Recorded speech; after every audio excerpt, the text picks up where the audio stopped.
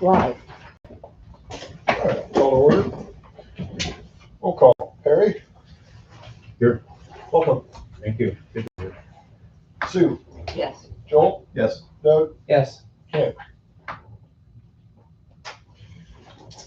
Approval of the agenda as presented and or amended. What topics do we need to move? Well, 16A, bring up for the sheriff.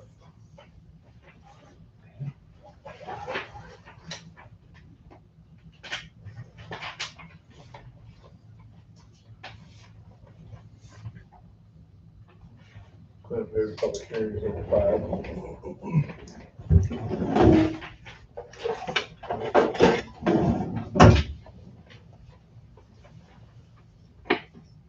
Good with just 16A. 16A is the only one, put it after 5? Or before 5? 4. After 4, okay, I move we 16A after 4. Second. Further discussion? Joel? Yes. Doug? Yes. Sue? Yes. Harry? Yes. All right. Open forum. Rich?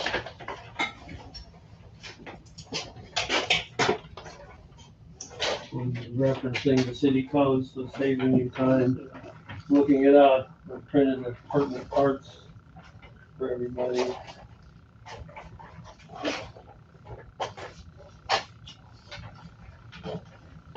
Wendy, I got a copy for you too. I don't know if you need it or not, but, I'm gonna be nervous saying this, so pardon me if I act that way, but I did not want to come here tonight. I brought a complaint to the city on January 5th accusing the city of harboring a dangerous or even vicious dog and requesting an official investigation of a dog that has attacked me now twice. And most recently was on Saturday, January 3rd. And according to Anna Henderson, I'll be referencing her name throughout this. So Anna, the director of Story County Animal Control, this same dog has had yet a third attack earlier, a year or so ago. Both of my attacks have been with this dog coming out of its yard, barking, and in the middle of the intersection where we were walking, our two dogs on a leash. And it was not on a leash. This last time it took 3 zaps from my taser, and Joel might be more familiar with this, but this little thing really makes a lot of noise and an arc that scares things. When I say zaps, it after the 3, as it was coming toward me, it stopped about a foot away from my male dog's head, decided it was better not to continue, and it turned around and went back. I didn't ever zap the dog, and I want to make that clear. I zapped it towards the dog. It turned around finally, and the female owner then came out to take it back into the yard. But picture this, what we have here is probably a 100+ pound Rottweiler attacking a 72-year-old man, leading a small 11-year-old dog, 22 pounds, and that's not a fair fight. Anna told me yesterday that our mayor is choosing to not open an investigation of it being a dangerous and or vicious animal. I had made this complaint, figured it was mandatory that an investigation would be made, and this is why I'm here tonight. I'm learning that it hasn't been and won't be, perhaps. How can these type of attacks by one dog, but how many of these types of attacks by one dog does it take to properly act? There have been 3 attacks already reported on this dog. Is it going to take someone or some animal getting hurt again? And I'm saying again because history should count. If you go back to the city's records, this same owner has for sure had 2, if not 3 dogs already deemed dangerous and or vicious and removed. One killed a cat and one was attacking a resident in a wheelchair as he traveled downtown from his apartment. I'll guarantee you that probably not everybody on this council knows that. I would remind you of our ordinance wording, and you have a copy in front of you, and tell me what part of these 2 definitions don't apply. Follow on your sheet, if you would, the first paragraph. Dangerous animal in our ordinance is defined this way: any dog with a known propensity, tendency, or disposition to attack unprovoked, as evidenced by its habitual or repeated chasing, snapping, or barking at human beings or domestic animals, so as to potentially cause injury or to otherwise endanger their safety. Propensity. 3 to me is a propensity. Disposition to attack, unprovoked. I'm walking in the middle of the street. I did not provoke anything. And second paragraph, vicious animal means any animal that has attacked any domestic animal or fowl without provocation, or any animal that has exhibited vicious tendencies in present or past conduct. It has been over a year ago since 2 of these attacks occurred, so that meets the present or past criteria. So how can anyone claim this dog doesn't meet the definitions of either both dangerous and or vicious? I want to feel safe walking around town. That's not asking a lot. That's expecting my mayor and council to follow their ordinances and be proactive when they see ordinances are being willfully ignored, which then put our residents at risk. I say willfully ignored because Anna's department came out and spoke to this owner earlier over a year ago, and yet their dog still runs loose at times. Still. I understand no citations were issued with 11 dog complaints in 2025. And finally, this year, after sharing my last attack with the mayor, I'm being told citations have been issued. But how can my city justify not investigating this dog? And let me read you the city code that you have, the third paragraph there, 57.04. Upon the complaint of any individual that a person is keeping, sheltering, or harboring a dangerous animal or vicious animal on premises in the city, the mayor or peace officer shall cause the matter to be investigated. And if after investigation, and then it goes on. But it doesn't say there is an option for the mayor to decide to not investigate. It says shall cause the matter to be investigated. And if after investigation, again, it goes on. So I'd like to see the public records, the results of any official investigation, please, especially since the city told Anna that the mayor is choosing not to investigate. But there are none to see since the mayor single-handedly decided to not investigate. Ironically, Everett, the owner, was interviewed by WHO when they came down to interview some residents after the mayor's comments about shooting dogs. Everett said, and I quote, "Dogs are like kids to you." Well, I wholeheartedly agree. So I am doing what I can to protect my kids. Will my council help? And to further support my position, I posed some additional questions to Anna about how her department handles investigations. You have her response on your sheet as well, probably the 4th paragraph. Allow me to summarize though. Anna says Story County has more than one person making their investigative decisions. She says anyone can offer input during their investigation, not just the dog owner. She says their final decision is even run by the assistant county attorney before finalized. And then a copy of the official investigation is a public record and is available to anyone who requests it. We should follow similar procedures or practices. While our ordinance says the mayor shall hold an investigation, it doesn't say alone. And I apologize, but frankly, I don't think the mayor alone, especially in this instance, should be the sole person making this decision.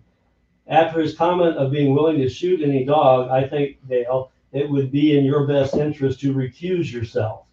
I'm concerned that he wouldn't want to further harm his image if he voted to define a dog dangerous and to tell a dog it had to leave. All right, Rich. And he and Time's Everett up. are practically. Time's up. No, So- I timed this and I haven't had 5 minutes. Your time's been up for about a minute. Here's what I'll tell you.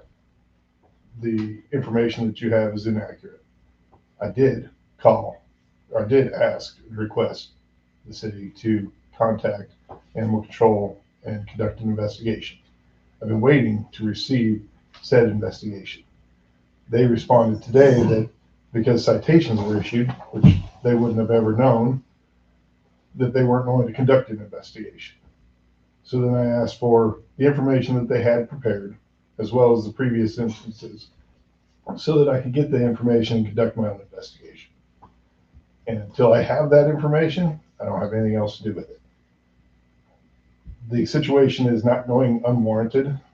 2 citations were issued for the situation that you brought to my attention, which is why I called you and asked if you would be willing to testify, because it's likely that we would wind up in court over it. And I said I would. And that's why I wrote the citations, because I have to have evidence to prove of the situation that took place. May I respond to what you said though? Sure can. Anna told me that they will not do anything if the city chooses not to. Anna told me on Monday, you chose not to investigate. I can only go by what people in an authoritative position tells me. I don't understand what Anna's saying because Anna hasn't talked to me. The only thing that Anna knew was what my clerk asked her, which was that I requested it for the investigation, as well as the previous information from the previous issues, so that I can make a determination to determine whether the dog was vicious or dangerous, and then take my next steps of either removal or quarantine or of dispatching of the animal. Can I say something? I think Rich has something first. Okay. Yeah, can I give you like a 2-sentence summary? I mean, I truly, I timed this and it was less than 5 minutes. My summary is, where is this leading? I think a motion should be made following our ordinances asking that an official investigation be made. You sound like you're willing. And I think the mayor should recuse himself and let the council take on this investigation.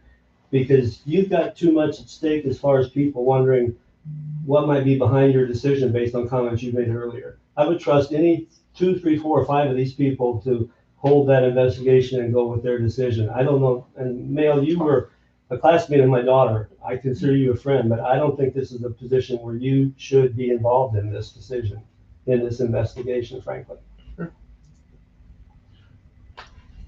Rich isn't the only Can I one say that's had a something? problem with One this second, dog. please. Rich isn't the only one that has had a problem with this dog attacking. Mhm. So there's others in town. And as a council, we want this to be a safe community. This is one way to prove that we're trying to make this a safe community for all of our residents. Oh, 1 second. Caller? Yes, my name is Cindy James. I live at 619 Maxwell Street.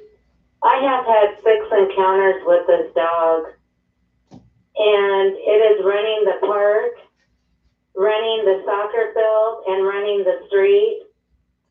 And the lady does not do anything with the dog, and I've been in there and talked to you guys once before. And I hope to God that you guys all consider what Rich is saying. Dog walkers shouldn't have to feel threatened by big dogs that weigh about 140 pounds. That dog runs all the time off leash. Thank you. Thank you. Can I say something else? That's okay. Okay. What, if we're trying to keep the community safe, what address is this dog at? As someone who walks the town repeatedly and has 2 big dogs that I don't walk because I don't want. It's the very last house on the south end of Maxwell Street by the old elevator on the east side. I don't know the address. Okay, I don't walk down it, that's why I don't know. Which was something, if you do an investigation, I was gonna ask if you ask the vet for an opinion, if you ask the groomer, if you ask other residents that are afraid to walk on that end of town, if you interview me, because you've not, and again, I was assuming there was no investigation already made, or that you might have said there was, but it's not just a matter of talking and issuing a citation to the owner. Sorry, it should involve more than that, and hopefully it does. We really don't have a dog problem in this community. We have a people problem. Agreed. And it's the people that need to know about it, to be fined, to have dogs taken away. They have to feel it before we get any cooperation with the leash or anything of any of our ordinances. Because there's a lot of other ordinances. We have a people problem. We've got to start fining or in some way letting the people know that what they are doing is wrong and they're breaking the law. Mayor, when is this investigation gonna start? As soon as I get the information from the county that I've already requested. Because I'm getting it back and forth saying Anna hasn't talked to you, Wendy says she hasn't heard from Anna. I mean, everybody's blaming everybody, but I wish somebody would move forward with some request to get information, some kind of a deadline. Appreciate it. I'll follow it up. Thanks. Thanks, council, for a few extra minutes for that.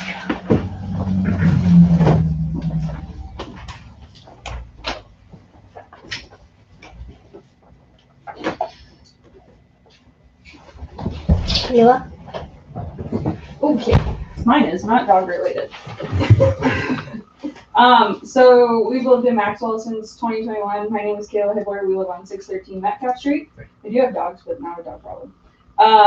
The last couple years after the snow has melted, after we've done snow removal, Metcalf Street has had, and I've noticed a couple other houses around town that have had a problem with massive dirt clumps in their front yards. Mine being probably one of the worst. Last year, Sue Logsdon came in and kind of rallied for our street. This year, magically, Sue Logsdon's yard is immaculate and ours looks like crap. So one of the main reasons that I came in is we kind of have a divot that's in between the road and our driveway. So I don't know whose responsibility that is, but every single year after the snow is removed, that divot is getting deeper and deeper and deeper. I do have pictures if anyone wants to see it, but that's what I'm bringing to the council today.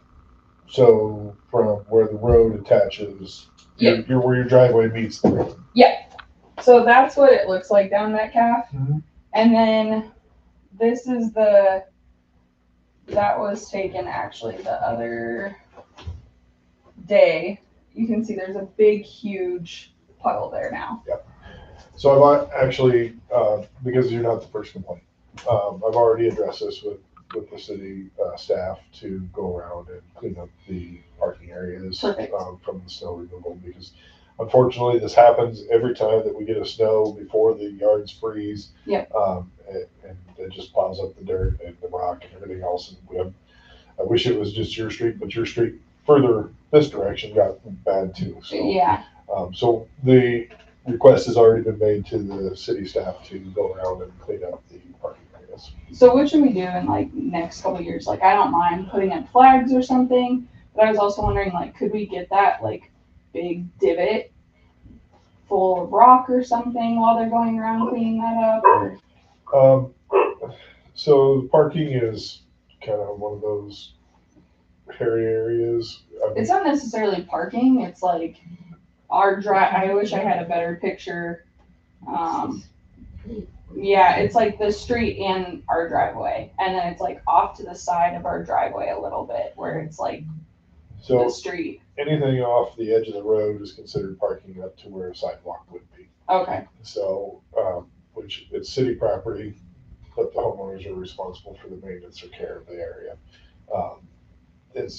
We take the responsibility when we make the mess of things. So depending on what it looks like after they've addressed it, if you want to go down and get some extra material from the cleanup or the waste site, Yep. and bring it back, fill it up.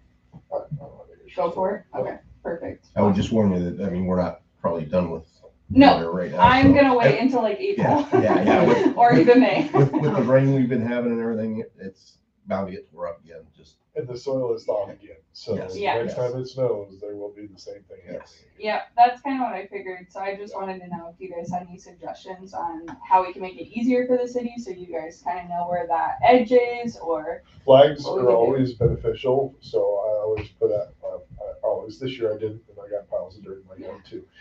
Usually put the reflective, little sticks, understanding when I put those out there that they're probably gonna get mowed off, and if they do, then that's what happens, but, because anything in the parking's subject to be removed. So, putting them out there at least helps them see, because you gotta remember they're trying to plow, like that particular snow was 6 inches of snow. Yep. It was smooth across, so. yeah, for sure. Is there any way that the city could provide flags that people can put up since multiple residents are having the same issue?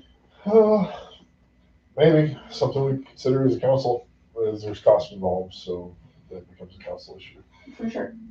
Perfect. That's all I was bringing to the table. Could we possibly not blade that outside 3 or 4 feet? I would say sure if our streets were more than 24 feet wide. Yeah. They're not wide enough to not be fully bladed, so. Yeah, and that spot on Metcalf Street by our house, it does slope down a little bit too, so I can definitely see how it's easy to pick up all that dirt as well. All right, thank you. Thank you. That's it. Thank you. All right. On to the consent agenda. I don't believe Perry will be able to go on A, since he was not part of the council meeting. Okay. So I have to separate that out.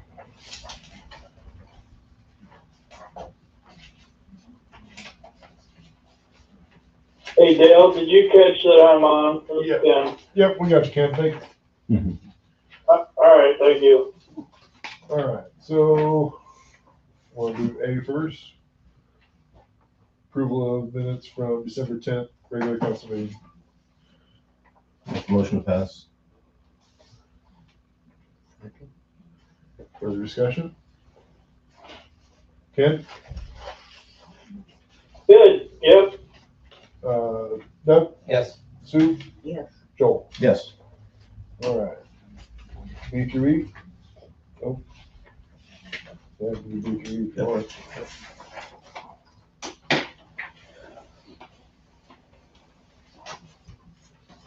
Approval of payment of bills presented, approval of December 2025 treasurer's report, approval of appointment to the vacant planning and zoning seat, approval of poultry permit for 621 Second Street.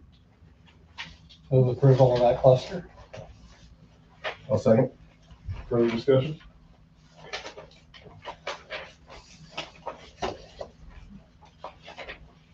Hearing none.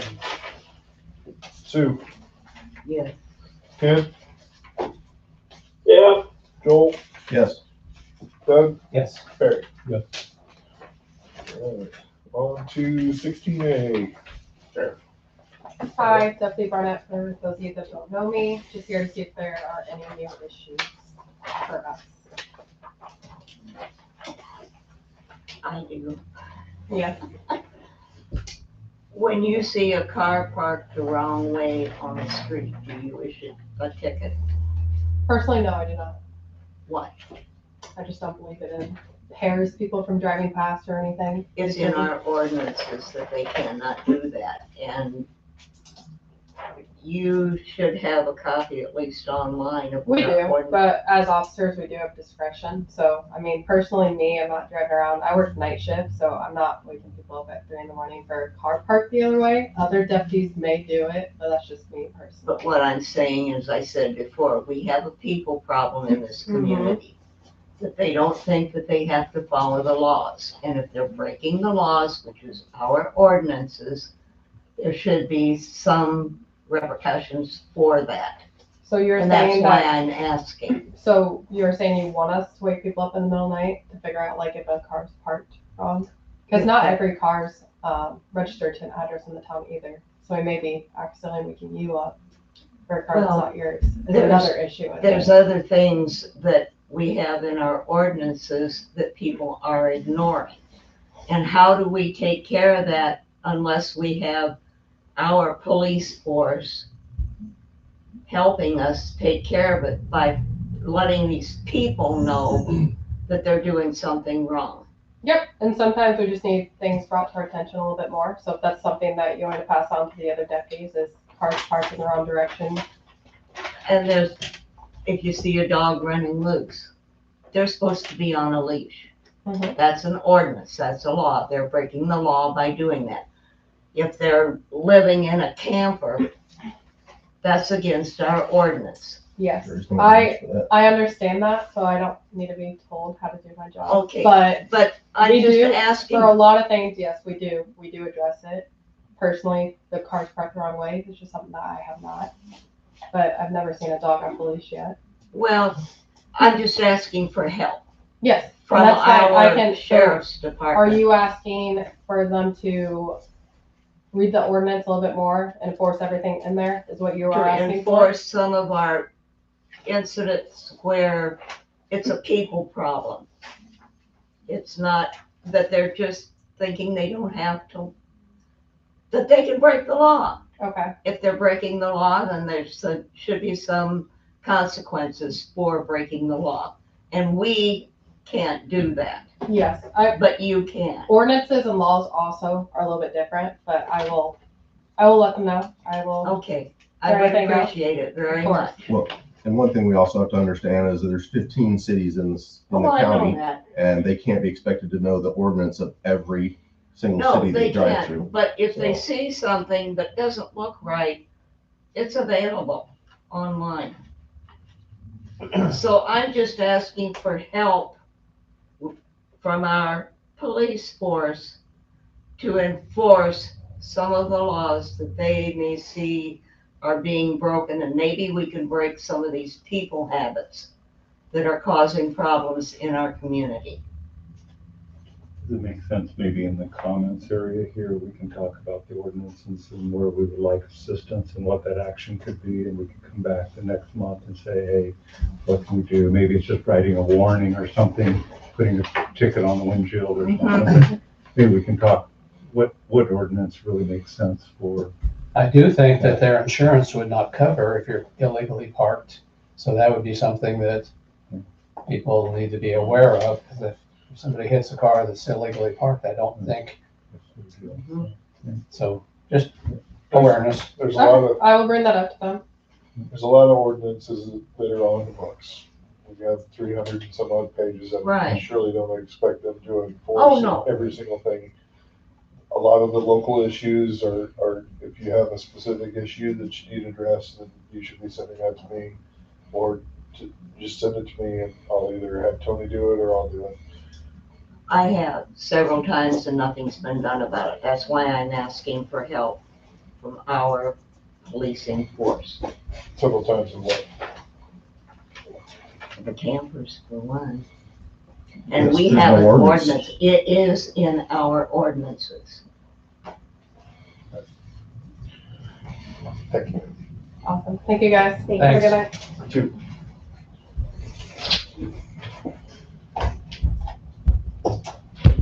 All right.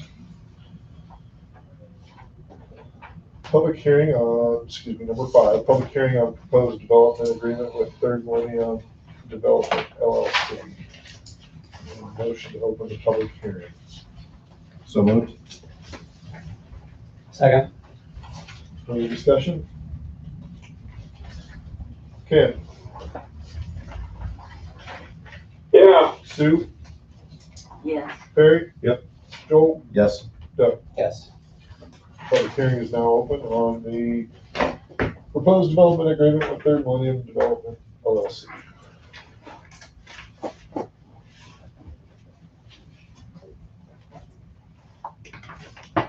Anything?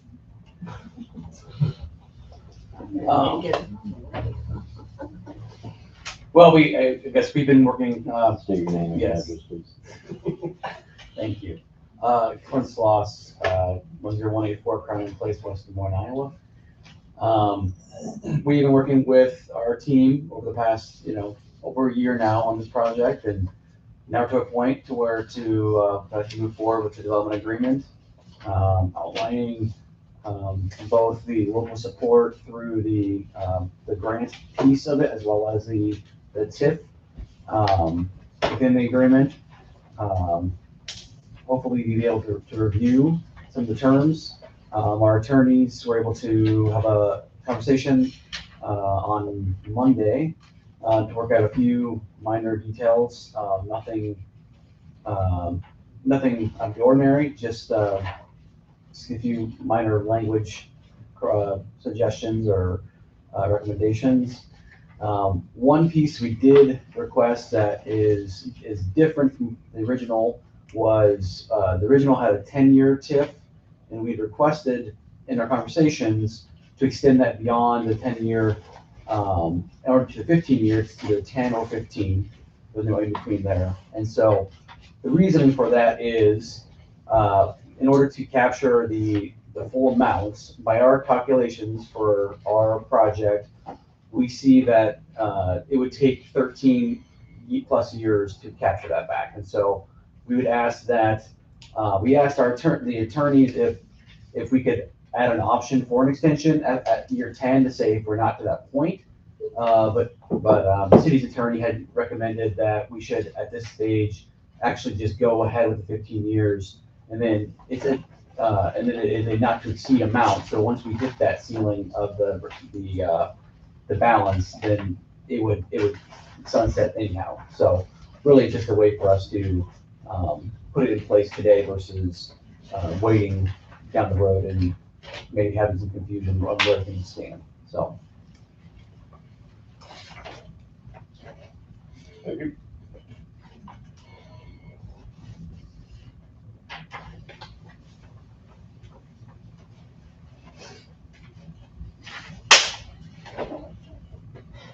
All right, and if there's no further objections or statements, we will close the public hearing. Move to close it. I'll second. Further discussion? Barry? Yeah, I was just looking at the attachment. I kind of requested the actual calculation behind it supports the, Okay. I believe it supports the request from 10 to 15 Yep. districts. Yep. That, so I'd like to see that. What are the calculations behind it? Sure. My rough numbers. Yep. You know, I think, 20 some, high 20s to 30 houses. Mhm. When I do a rough calculation. Yep. It's like we got 3.9 here, but this is a $250,000 house, that's well over that. So it seems like it would be easy to get to 520, but Yep. I don't know the calculation and the assumptions. So Yeah, I think guess, that's what- yeah, the assumptions right now are the valuation of the dwelling itself, which is what we would be receiving the TIF calculation for, would be $290,000 with I believe it's a 3.5% annual increase in value. I think you can see up there in the top left of that diagram there that I shared with the attorneys. And then we start with 5 homes. We do 16 lots total, so 5 homes in year 1, 5 in year 2, 6 in year 3, and that's somewhat of an aggressive build out, but that's kind of what we're planning for and hoping to do. And then that would fill out that phase 1 of this development, which is a total of 16 homes. To your point of, and then taking that out for a 10-year period. We're looking at, I believe, what I had calculated there was showing a total of $420,000. Was it 420 or 480? I can't recall. I don't have it in front of me. 404. 404. Okay, thank you.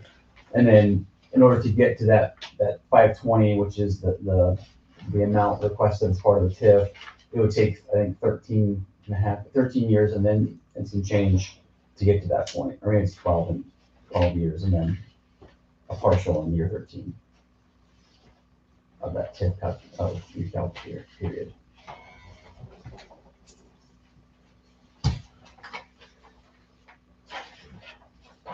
Yeah, before I feel comfortable, I'd like to see the actual calculations behind the numbers and the assumptions. So.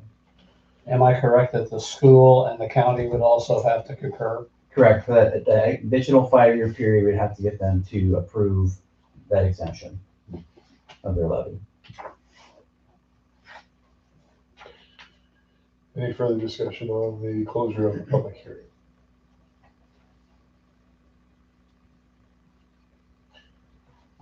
Kent? Yep.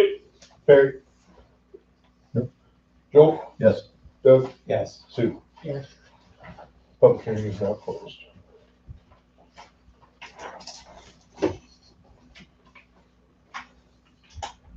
All right.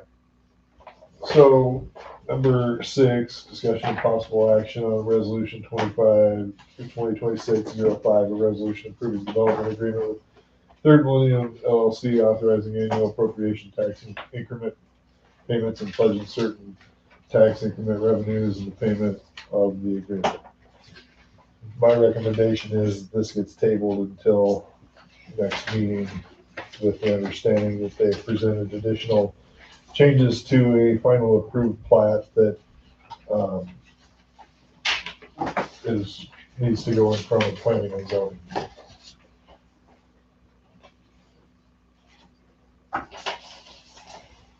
I move we table it till planning and zoning has a chance to look everything over. I will second. Further discussion?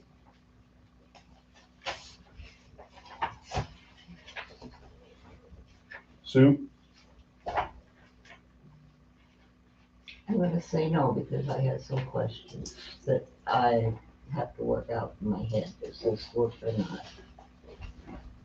And I Everybody know don't, that we don't table right, and Just wanna be it clear on just the vote. seems to be going on and on and on and on. And there's an old saying that we need to either or get off the pot. And I think that's where we stand right now. Okay. That's why I vote no. it. Ken, Yeah, Joel, Yes. Doug? Yeah. Okay. Yeah. That is tabled. Number 7, discussion and possible approval of ordinance 346, an ordinance providing the division of taxes levied on taxable property in the Maxwell urban area renewal area pursuant to section 403.19 of the Code of Iowa. And again, my recommendation will be the same on this one. I move to table. I'll second. Further discussion?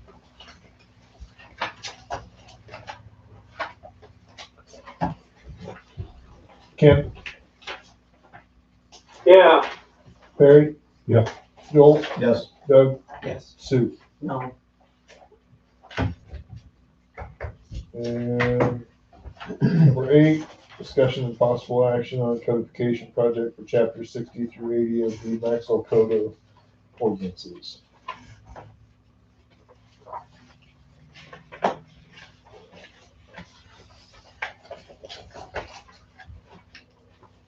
So we can talk about a liability agreement. I'll second. Further discussion?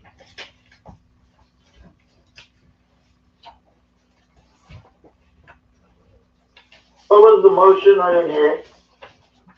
We made a motion to approve the discussion and possible action on the codification project for chapter 60 through 80 of the Maxwell Code of Ordinance. Okay, So we're in discussion on that. all right. I did go around town and if they said there was a stop sign here or a yield sign there, either confirmed or looked at some things. And I know that Ken has some suggestions as well. The only thing I saw that was, well, I don't know where it fits in here, but by state law, I think business districts are set at 20 miles per hour. And we have 25 on our business district as defined from the south part. Thanks, guys. Thank you. Up to Second Street, I believe is how far it goes.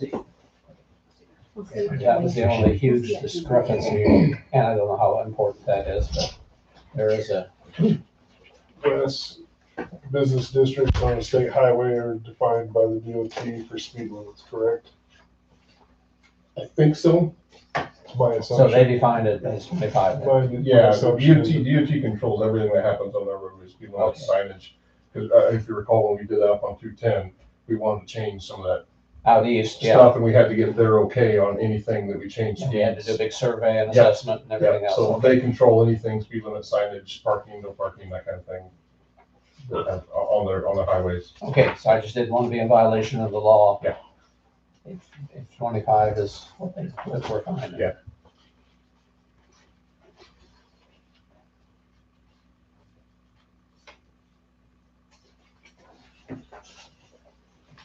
I also see, Ken, do you want to talk about what you took pictures of? So I sent y'all, I think, was able to share a thing I called chapter 6502 and 6505 on stop signs and yield signs in town. And I brought this up once before. Nothing really went about it. But my proposed changes to 65.02 would be to add a stop sign to 3rd and Ashford, northbound on Ashford. There's, if you can look at those pictures I sent, if anybody's got it, there's We all have it. nothing there. That's just okay. So there's nothing there that can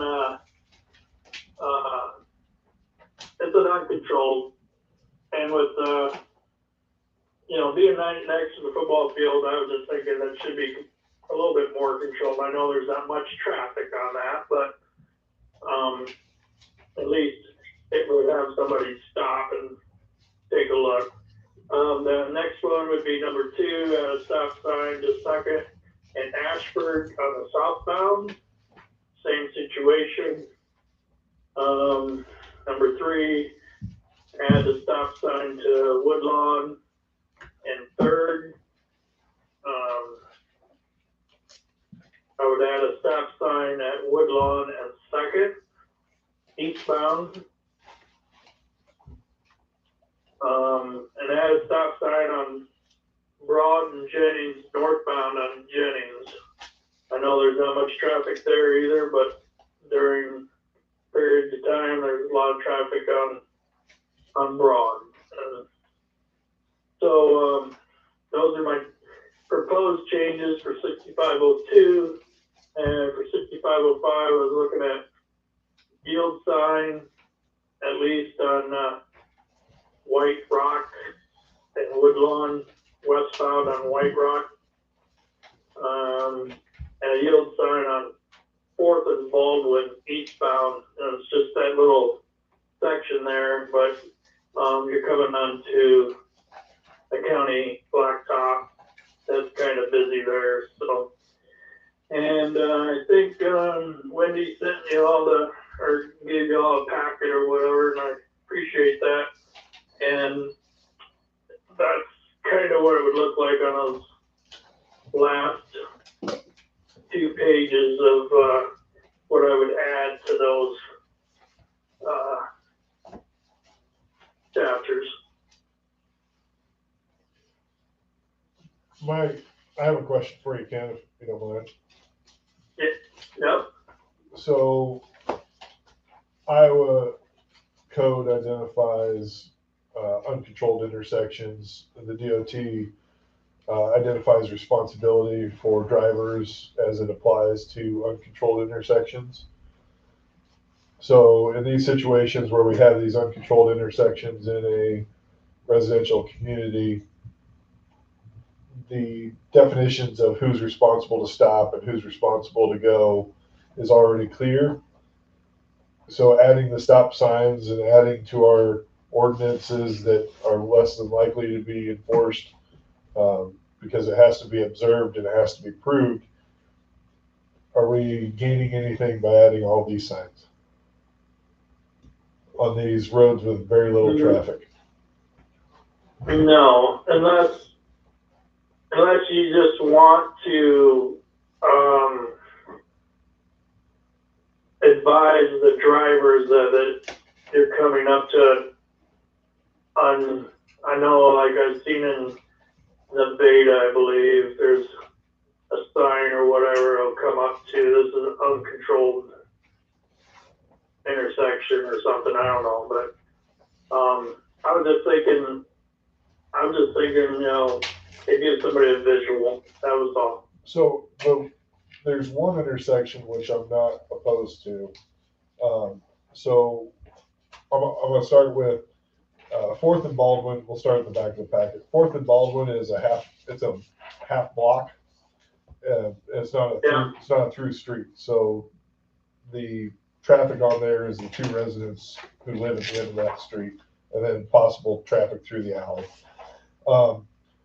The White Rock and Woodlawn, again, those are only the residents that live at that dead end. All of these are dead ends. The Broad and Jennings, which one's Broad and Jennings? Where's that one at? Jennings is down by the park, on the south side of the park. Yep. By the soccer field. Okay, gotcha. Yep. So another very short street. These aren't through streets, or is my point on this one. The exceptions being Woodlawn and Second and Woodlawn and Third. Those 2 are through streets with a high traffic route that is uncontrolled. There's no stop signs on Woodlawn, so if I wanted to make a recommendation for the council, those 3 streets, those would be the 2 streets that either a stop sign or a yield sign would be indicated. And I would suggest I yield would signs. totally, Yield signs rather than stop signs, because you've got good visibility there. There's no reason to stop. Obviously, control your speed, slow down, you're turning a corner. But rather than require a stop sign, a yield sign also puts responsibility on who is at fault if something happens. Absolutely. So I think yield would suffice if we do anything. Yeah. I'll agree. And I would make that a motion for those two intersections you noted. I'll second it. Further discussion on those two intersections being controlled intersections with yield signs. Yeah, that would just need to be moved down to the 65.05 instead of 65.02. Correct. Got that one, Wendy? Got it. Ken, Yeah, Sue, Yes. hold on a second. This is an ordinance change. Does this require, yeah, it will. So when I get back home, we'll just, nothing that we can vote on? Right. So Okay. when I get home and I got time, I will, rewrite that and bring it up as a regular ordinance change. Very good. So right now, we'll just continue on with our discussion over the packet. Correct. Good catch. I want to thank Wendy. I brought in a bunch of hen scratches and she put all that information where it needed to be, so that was very helpful. And I do think we're missing some signage in different places. I kind of pointed that out, not that it needs to be part of the ordinance, but just a note. Yeah, I was just looking out here on Douglas, when they pull out of the school, there's nothing that says you can't make a left-hand turn, go westbound. And it says one way from coming out of the parking lot, I It's a think. one-way street, Mm-hmm. and there's no left-hand And turn. they come out of the parking lot. They come out of the parking lot here. I mean, unless that sign, The sign's on the inside of the parking lot. Yeah, it's in the parking lot. okay, yeah, there is a one-way, there is a Yeah. one-way there. But They loop the people. shortest distance, you know. Say, I don't know that I've ever noticed. So if there's signs that are needed that are based off of these ordinances, please just let me know and I'll put them on Tony so we get those taken care of. Was there anything else outstanding in your comments, Doug, that maybe needs adjustment or? Well, the police force mentioned going out on Baldwin North. Going north, there's a 35, nothing where the 45 should be, and there's a 55. At the time, we didn't do anything. But I'm wondering if that, just for a signage placement, needs to be, because coming in, it goes down in 10-mile-an-hour increments coming south into town. But we're missing a 45 north. So Joel, correct me if I'm wrong, but for proper enforcement and to win a court case based on a speed violation, the increments in a speed change have to be done in 10-mile-an-hour increments in order to control it. So if it goes from 55 to 25 coming down, they can't hold you accountable at the 25 How about 40 to 25? until a period after the 25, because there's not enough time to drop your speed. Right. The same for the 40 coming in So then, from the south. Still goes under the 40 whole to discretion thing that 25. she was talking about. Yep. For me, going out of town, I'm way less Yeah, concerned right, going out because of they're town. speeding up, If you wanna less hit- traffic, less Yeah. people, right.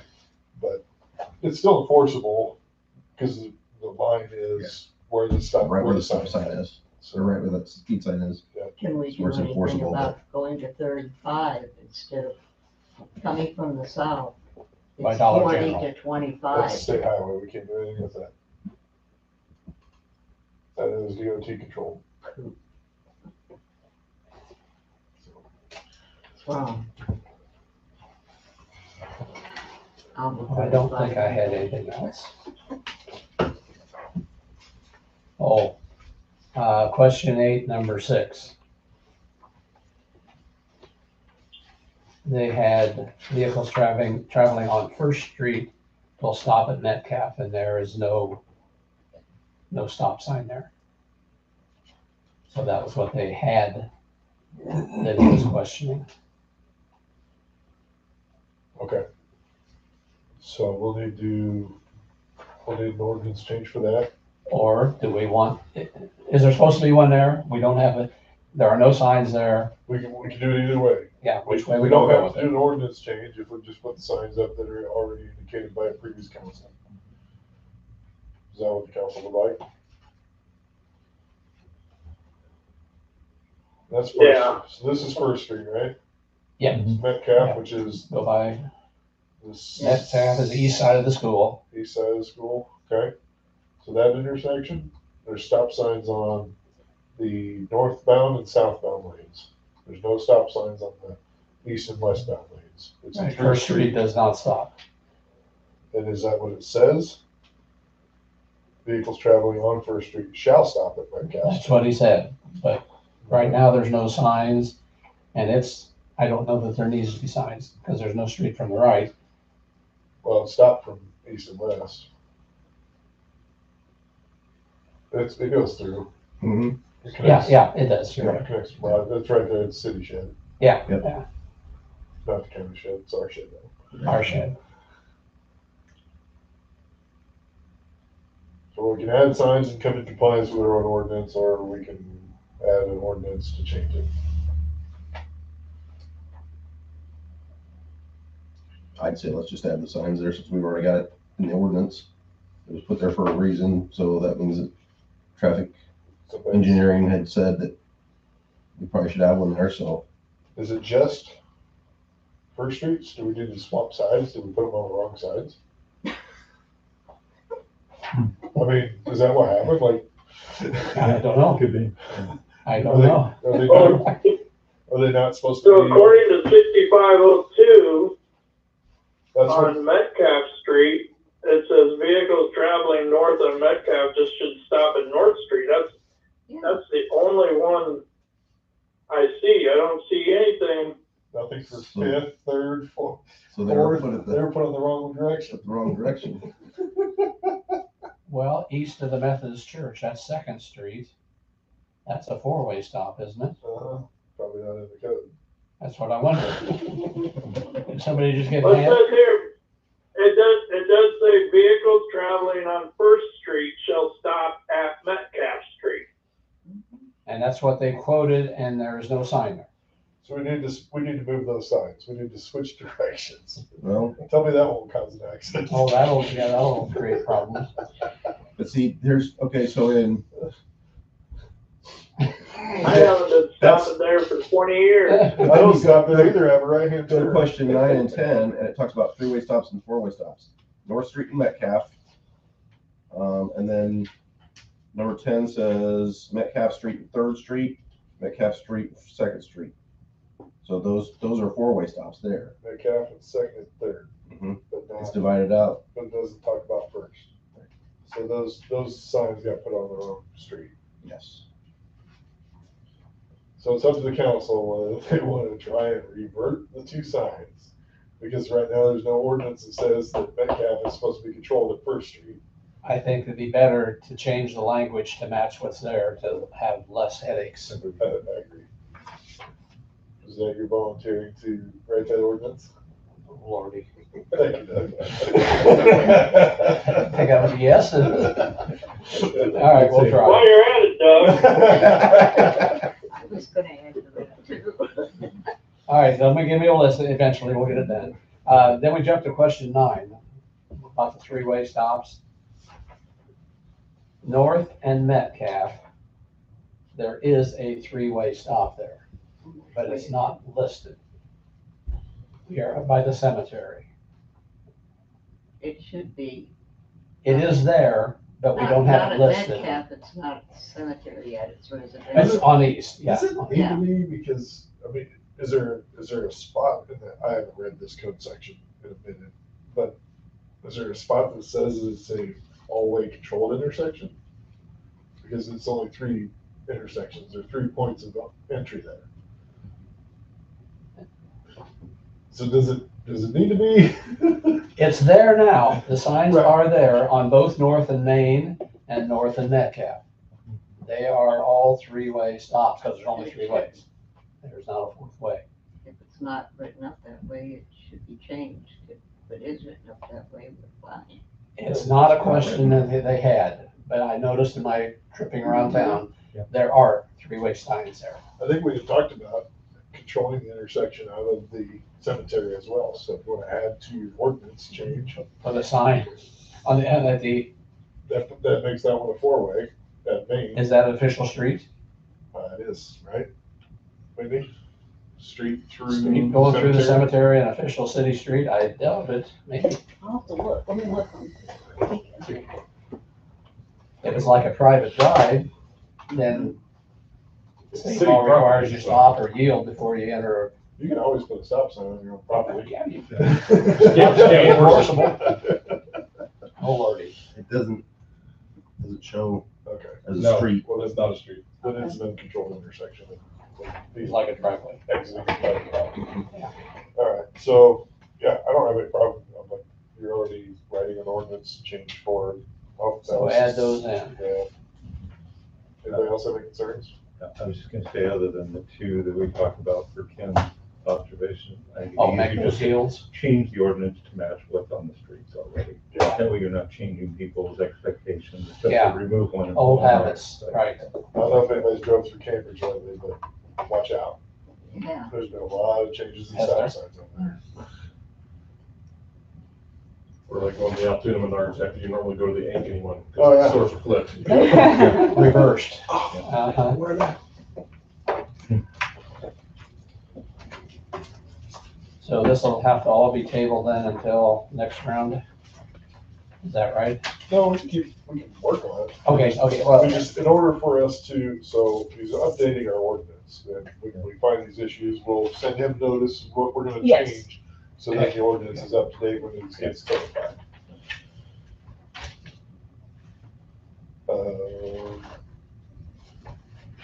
Any other questions, concerns on the questions? number 12. Yield locations, Where they have yield locations, Trotter Boulevard. It's a stop sign instead of a yield sign. at Second Street, Yes. Trotter at Second, so it's right behind the bank, right? right. Which if you look at question number 8, number 24, it has Trotter Boulevard, vehicles traveling north on Trotter Boulevard shall stop at Second Street. So it's listed in both So we So stop we need and to yield. delete it we from need to delete it question from 12. the yield locations. Yep, it needs to come off of number 12 there. School stops, number 13. Does it require an ordinance to remove an ordinance? I'll find out. Thank you. We'll find a way to figure that, to fix Okay. that. I'm sorry, go ahead. I was then jumping to 13. 1, 2, and 3 are correct. Those are school stops. But have we indirectly or inadvertently made Third Street and Main Street another school crossing? We painted the lines there. Just a block north of, That is one of our identified primary routes to school, so I didn't realize that the ordinance needed to say which. that's what I wondered if it So does. why does the ordinance have anything to do with the school in it? Why do we have school stops listed in the ordinance? I don't know. Can't answer It that. has something to do with the safety of the kids. The buses don't stop at Fifth and Maxwell, or No, Fourth and Maxwell, or Fourth and Main, or Third and Main. Those are intersections. So so according to 65.06, it's intersections of Fifth Street and Maxwell Street, intersections of Fourth Street and Maxwell Street, and Fourth Street and Main Street. But what is the ordinance referring to? Is this where the bus is supposed to stop? At the following school crossing Crossings. zones, every driver of a vehicle approaching said zone shall bring the vehicle to a full stop at a point 10 feet from the approach side of the sidewalk marked authorized school stop sign and thereafter proceed in careful manner. But that's only And if the- there are kids there, right? Yeah, the pedestrian crossings. Yep, So yes, we should add Third Yeah. and Main. that's the 3 school And we're looking at a School fourth. stops, they're school crossings. Yeah, school stops is just a terrible name for it. It should be school crossings. Mhm.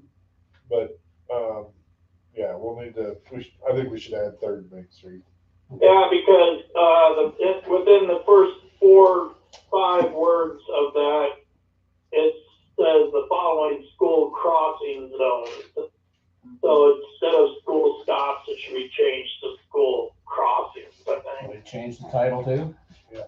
Okay, Add that one to your list, Doug. This would, I'm gonna be talking to Wendy about the list. this would be really handy if we had our crosswalk engineering study done. Yeah, That, we got that grant a year and a half ago. got the grant and, yeah, Just throw that one out there, Wes. duly noted. Thank you. Poking commencing. Yes.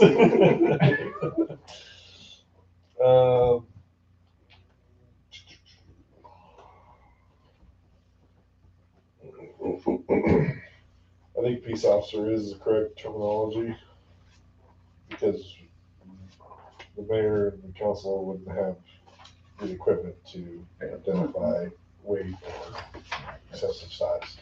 Commercial vehicle enforcement. Which would be a certified peace officer. Okay, so that's a yes on what they quoted, okay? And no to anybody else being added. Short routes, I don't think there's been any change. No, that's We still won't change valid. anything. I believe so.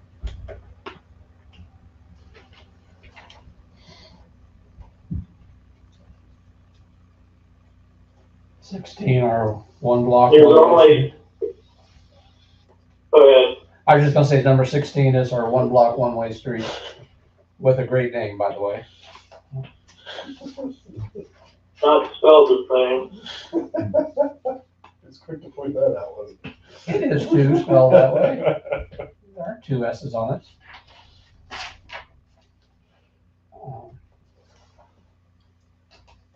Actually, he's got it as Douglas with 1 S, yeah. But it should have 2 S's, right? No, it doesn't. Okay, It doesn't? Oh, no. Are we ready for 17, angle parking? Yeah, 4th Street on the south side from Metcalf, east 45 Street. 45 feet. 45 feet, sorry. There is no parking at all in that area. So for number 6, that is not accurate based on what I see. 4th Street on the south side. From Metcalf east, which is the northwest corner of the football field. Yeah, we just added that. For angle parking? No, I thought we took it all out. I think we have a resolution or, Yeah, we've got all of the inside football field is no parking all the way around. So number 6 needs to go away because it is not angle parking. so it's a removable. Right, right. Brought on the north side from Main west to the alley, it's head-in parking. It isn't angle parking. Let's see, that's down by Toots's. Probably supposed to be angle parking or was intended to be angle parking, but we don't have any There's parking no markers. markings of any kind. So But- does it really make any difference? I don't know. I just went through and found discrepancies. It's gravel parking too, so. Yeah, you can't paint it, wouldn't say, but isn't there angle parking on Main Street on April 1st? Yes. Broad Street, north side, from the main to the alley, which is next to the museum, is angle parking. yes. But Toots isn't because it's gravel. Okay. The other north side is paved, so. Right, okay. Do we need to put that in the ordinance, Ken? Yeah, I think there's gonna be help writing this ordinance. Oh, yeah. All right, Wendy's on.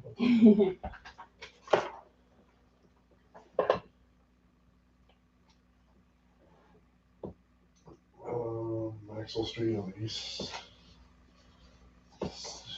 17 feet north of the north right of way line of Fourth. Who the heck put that in there? For 158 feet? Is that the? We're talking just west of the school parking West of lot. the school, north of the gym, Yes, north of the gym is what they're trying to describe. which is what it is right now, right? That section Yes. is angle parking, but then Yeah. it switches to pull-in parking at Fourth Street. Or is it still angle? No, it's head in by the gym. Yep. The south part. Okay. No change there? So this is supposed to be angle right here? Where these cars are all parked parallel?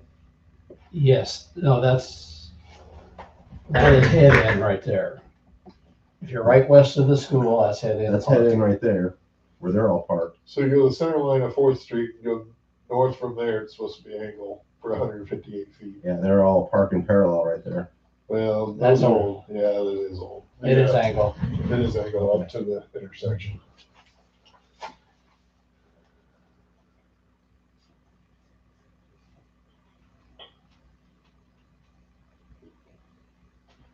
Third Street east of Maxwell on the north side from the school yard.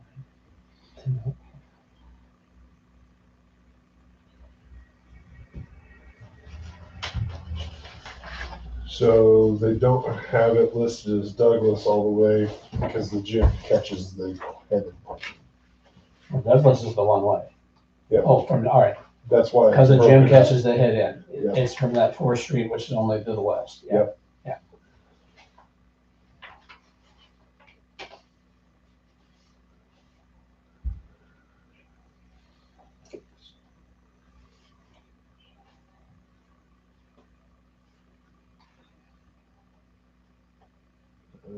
Trotter Boulevard needs changed. That's head-in parking. There by the By the tank. tank. Yep. Mhm. This has it in. We'll need to adjust that one. Do we have a section that talks about head-in parking? I don't see any of his categories talking about head-in. So it just needs to be removed from angle parking. Okay.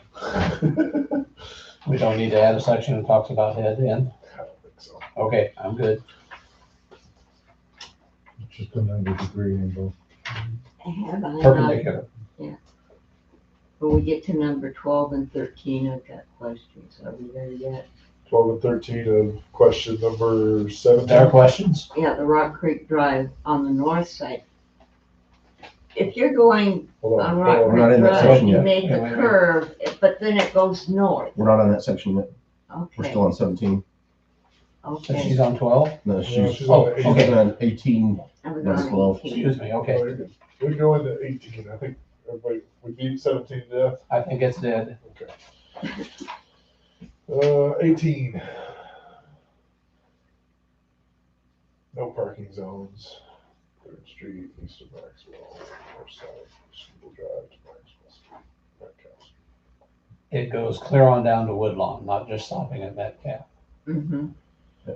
Because we're south edge of the football field, the north side, all three sides around it. Yep. Same way is gonna happen when we get to Metcalf, Yep. or Woodlawn, excuse me. Woodlawn on the west is no parking. Yep. Fourth Street on the south is no parking. So that is an ordinance. We've adopted that, but We he just- evidently didn't have this. Okay. That we need to find that ordinance and get it to him so Okay. that he can update it.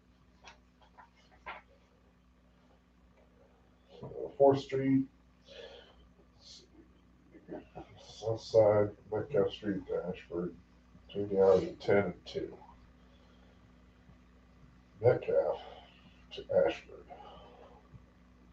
on 4th Street. That's part of the no parking, right? Yes, that's no parking, but the north side has that 10 to 2 sign. Because of the truck pull-in.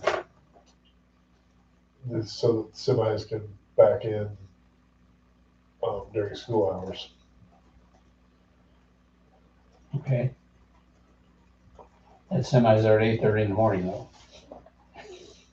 Hope they don't park again at 8:30. That, you can't read that sign. I walked by. No, that it's sign. very vague. If we want to change it, we'll need to change that ordinance, or I don't know if that piece was adjusted when we. I made don't those think it changes. was.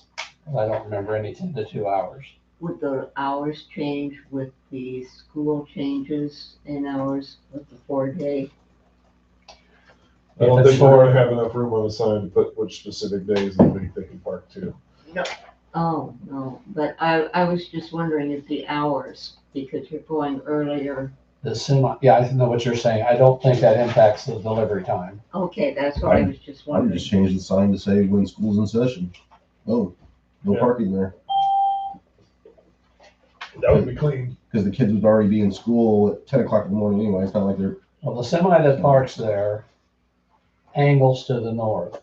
So what he does is come up Metcalf from the south, behind the football scoreboard, comes north, goes beyond, and then backs into the stall at an angle and completely blocks Metcalf Street. Mhm. Is what he does. I don't think he turns and goes east for a rationale for having the 10 to 2.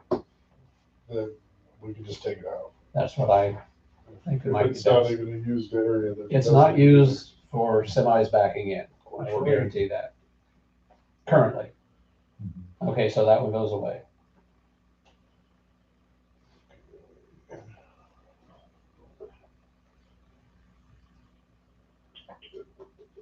So, what was it you were wanting to know about no parking? Ju- Was that, you wanted, that's chapter 69. Yeah, we were looking for our ordinance update that we made, because we changed all the parking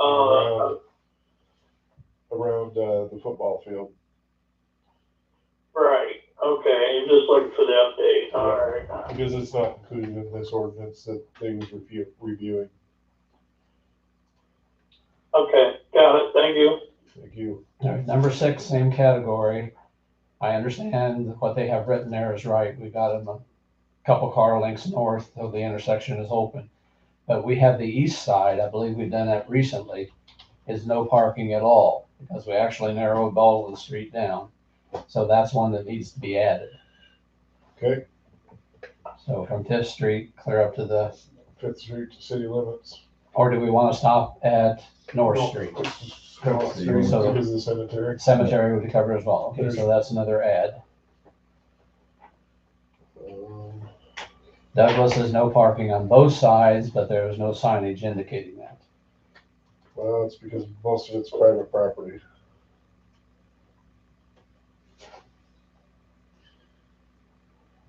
Okay. It's a one-lane road, so all the properties on the north side need a Goes place. right to- up to the road. They need a place to park. It's one-lane road, so Yeah, yeah. there's no place to park on the side of it. So if that's the case, do we need to delete 7?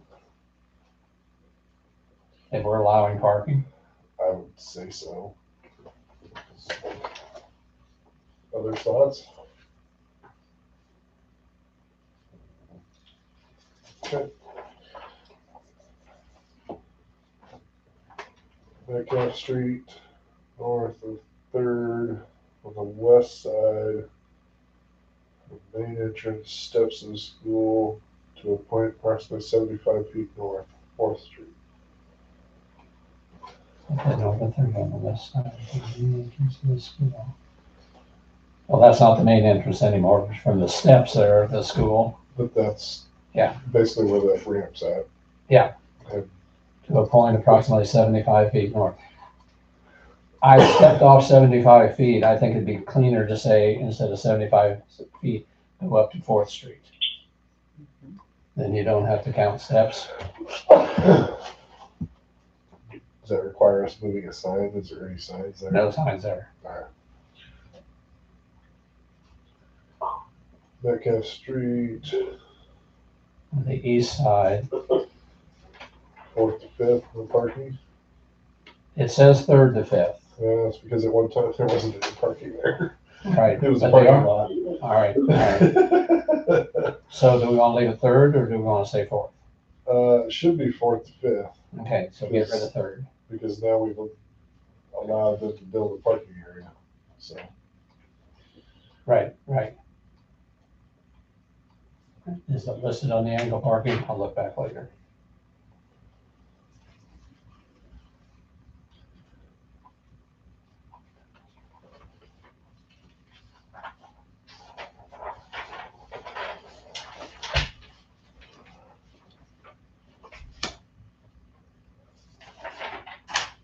So, Sue, you were talking about 12?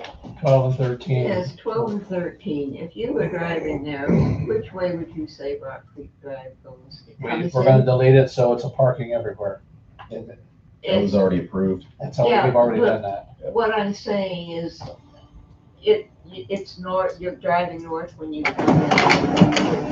Driving east. And then you go east, and then west, and then you go north. So it's a north-south street, it's not an east-west. Coming off 660th, and it's a east-west street. And coming off the gravel. For, I have well, to turn left to go west. but it is I'm going for a north and little turn left. bit, but then it goes to a south street. We're gonna That's get rid of both something 12 and that- 13. Yeah. Yeah, but So that, it's yeah, not- yeah, that needs it's to be confusing. changed. And then, That's- It's gone. and then 14, we had also deleted too. So that needs to come out. Okay, I missed that one, thank you, good catch. I just know that street pretty well. 14 You needs deleted. Yes, 14 needs deleted. And I added That was, three. that was in an ordinance that we did before, along with Rock Creek. We did Rock Creek, yeah. 4th Street on the south from Metcalf east to Woodlawn. That's a football field. That should already be in the ordinance. Yes, but I didn't have the language when Gotcha. Wendy finds it. Yep. That's why I listed it here. Woodlawn on the So- west side, perfect, and then Baldwin Street on the east side, 5th to north. Yep.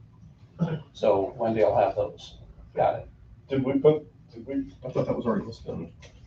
did we Was it adjust? listed? I don't think it was in Number there. 6. Oh, was it? No, that's the 5th Street. You're kind of like me. Did we ever, in that ordinance change, did we ever adjust the parking on Baldwin, or was that just because the construction is finished? I think we did that before. That might need to be a new ordinance for the parking on the east side. All right, so Here, I'll, you had Baldwin Street on the east side, 5th to North City limits, we decided North City limits. So that was the amount you already got right here. what number's that? You got this one to North Street, you have to go to North City limits. No, we weren't gonna go to city limits. We were gonna stop at the cemetery so that the people can park at the cemetery if they need to. We were gonna stop at North Street. We are stopping at North. Street then. Okay. Here's a 2023 and here's a 2015. Does that look familiar? 2023. 23 would be, That'd be when we did the Rock Creek. and- 15 is a little far away for me. Yeah, so there you go. 5th Street on That was both awesome. sides We from did Main that. Street, East Corporate, Web Court, along the entire east side of Web Court. Oh, I left that in there. Oh, maybe this is the old one. Tony came and took all the signs out, so. Yeah.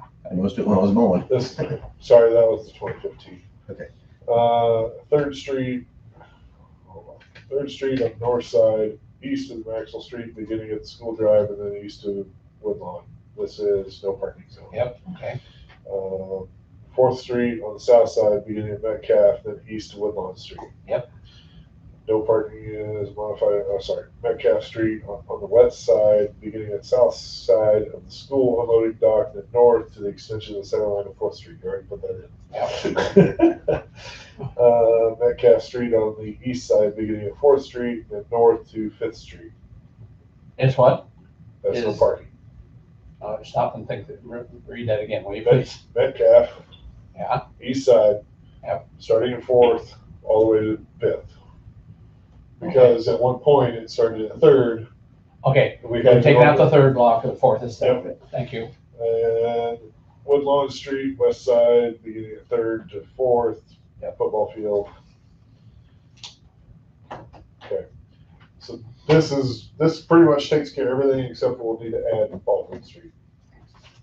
He needs this is what he's missing in order to adjust. Okay, the number 339 looks like Yeah. ordinance. Okay. I can't tell what number it was. It's not the 277. Okay. Perfect. 277 was the old one. That takes care of most of that. Yeah, thank you. Thank you, Wendy. Sure. 19. All night parking prohibited. Both sides, Main Street from Railway to Second Street. I can understand that. Back in the day when we used to have businesses uptown, now we have residents uptown. Do we need to remain all night for parking prohibited? There's a lot of, you get a lot of semis at night. Well, the people that live in the upstairs apartments are the concern, I think. They park there. Those are the ones that are parked there. When they're parked I there. don't think all night. any trucks park there. No, I mean traffic going. Oh, But parking would. it's plenty wide. Yeah, It's a big highway. yeah. Does 19 need to go away? I think 19 needs to go. Well, there again, do we have, since it's a state highway, do we have to have DOT step in on that one? Not for parking, I don't believe. No, I don't think they can control the parking on the side of the road. Speed limit they can. Speed limit. I know they can adjust the direction of parking based on the width of the road. But we have parallel parking because of the width of the road. I think we can control west dots. We can control Main Street parking, even though it's state highway, right?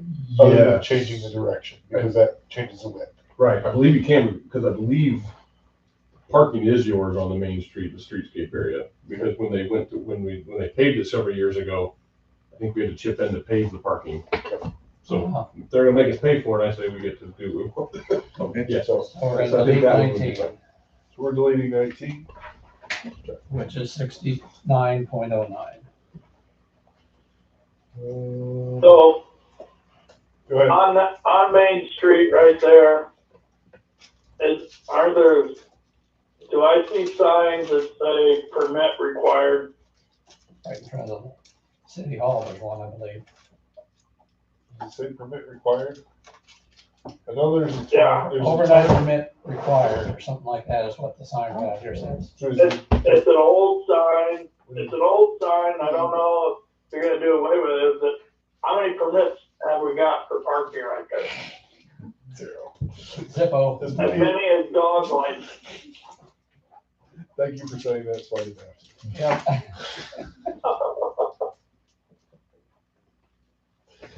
All right. Yes, we can take those signs down after we adjust the ordinance. So 19's gonna go. Okay.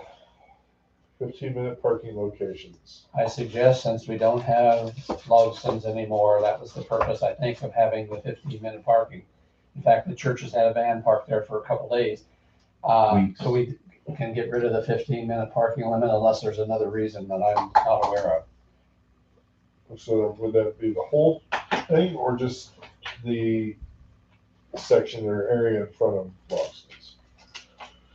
I think it's just the section in front, but Because It's on the north side of the building. Because the post office still has a section in there. I would keep the 50. those signs were put up by Logston though, Well, weren't they? I found the ordinance. On the north side? You did find it? Wendy said she found the ordinance. Oh. Yeah.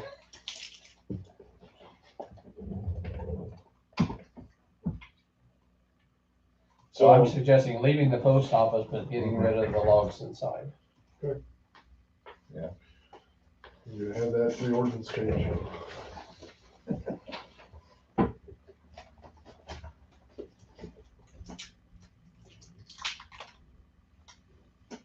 So, in question 21, he's referencing ordinance number 339, which you said was the ordinance that you were talking about the parking. How did he have it for this question, but not for the previous questions? We didn't cover the cost of the parking at 339. That was a different ordinance. There's nothing in here about that.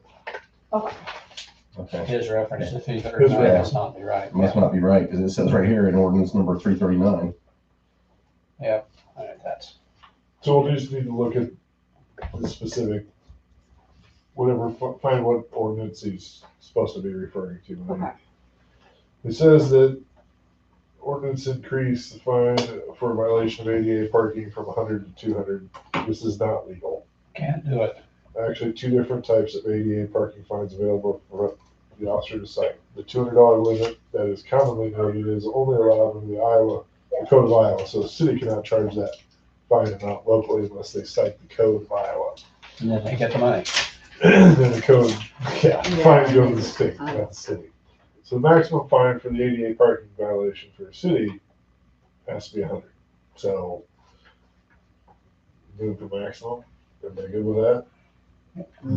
Well, the reason I removed the words maximum, because the first part of the sentence says the maximum is, you don't need to say a maximum again. Yeah, that's fine. I get rid of the of too. I think we should probably change it back to 100, so that it Yep. becomes a city ordinance. Right. If the county comes in and writes a citation, they can charge the $200, because we're not gonna see that anymore.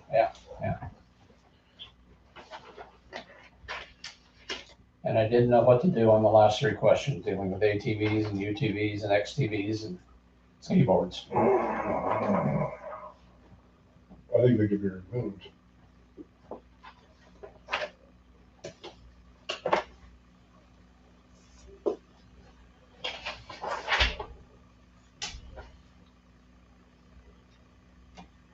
Well, splitting out the golf carts, because the golf carts is not controlled by the state. I think it's Why not? good to They are through a separate. public road. That's what all this is referring to, is use of a vehicle on a public road. But I think golf carts is not listed in that. ATV, UTVs, and snowmobiles are all the only thing that's controlled. Yeah, I think all parts should be separate because they're used so much in here and people would look. Oh, I see more ATV or more UTVs than I do golf carts, but I think the issue and the intent of this, I remember I was talking with council members when this was put in, I believe either, I'm not sure which one, 75 or 75.15. One of these was put in because at the time, a city could allow for ATVs and UTVs to be utilized inside the city limits where the state didn't have that authorization. Well, the state has since changed their laws allowing ATVs and UTVs to be driven on any street, regardless of what the city ordinance says. So I think if we need to remove something, that piece of ours should be removed. Because it falls into the state contracts, and I'm not chasing down any ATVs, so. Then call the sheriff. that's what he's saying is remove the ATVs and UTVs out of this Okay, and just keep the golf carts in our ordinance. so But you That suggest would we be put it fine. in another chapter, though, we'd have to add a chapter? I'm pretty sure our code still has that permitting process, or our ordinance probably No, we're starts. charging, right? Where that was the only way that you were able to ride in town, well, without the authorization or authority to do that anymore, I think just kind of gone by the We have no wayside. control over it, right? Do we want to include the golf carts and make those pay? I don't know that we make them pay, but I think we still need to require them to have markings and such on their vehicle if they're gonna operate them on the streets. Need to have slow moving signs on them. I thought that was already required. They had to have the flag on the back. If you drive a On a vehicle. golf cart, Yeah, Mine has it. I got flag in this living vehicle. any I've seen have it. right, but I think that's because we tell them they have to. Cause I mean, you go get a golf cart, golf course, they don't have a sign on it. Buy a used one, but I mean, buy a used one, doesn't have one on there. I buy one. But there's doesn't have nothing it. that says I have to unless the Yeah. city says we have to. That's why I I think the think we need to have, ordinance states that you have to have the sign on that. that's why I'm saying, we still have to have an ordinance saying golf carts. Yeah. And here's what the requirements for the golf carts. You take out, you gotta have these minimum requirements on there. And that you have to be of a certain age to drive it on city streets. 3.1.247. Golf carts shall be equipped with slow moving vehicle sign, bicycle safety flag, and operate the streets only from sunrise to sunset.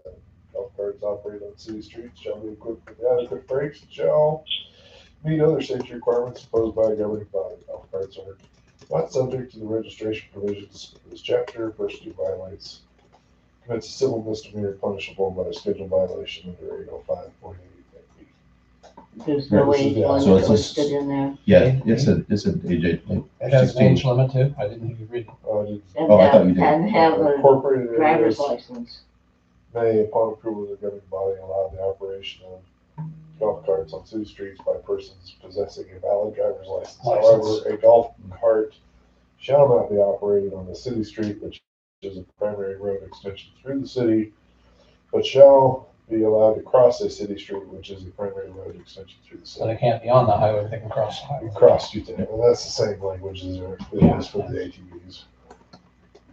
Do we need a city ordinance that copies the state ordinance?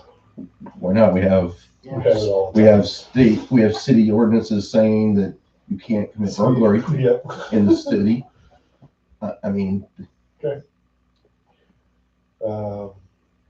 All right, so So, we just need to yes, add- we're okay with this change? We'll need to add an ordinance to it, yeah.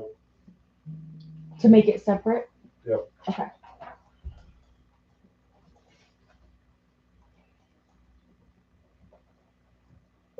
Skateboards,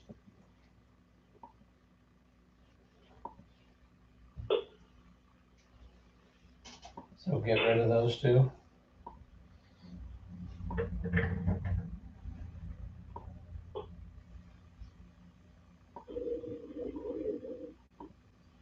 what was I guess I didn't see the 3 sample chapters he sent with skateboards, roller skates, and scooters. But I was gonna say scooters aren't in that. Maybe that should be added. I mean, But there's kids that ride those I got kids that scooters. ride them to school every day. No, I don't mean just to school. They ride them around recklessly. So scooters should be included somewhere. define a scooter. This is the problem, the states and the governments, no government's been able to define a scooter yet. We have electric bicycles that do 50 miles an hour, Uh-huh. Yeah, and we don't have an ordinance on that. yeah, so where do we draw that line?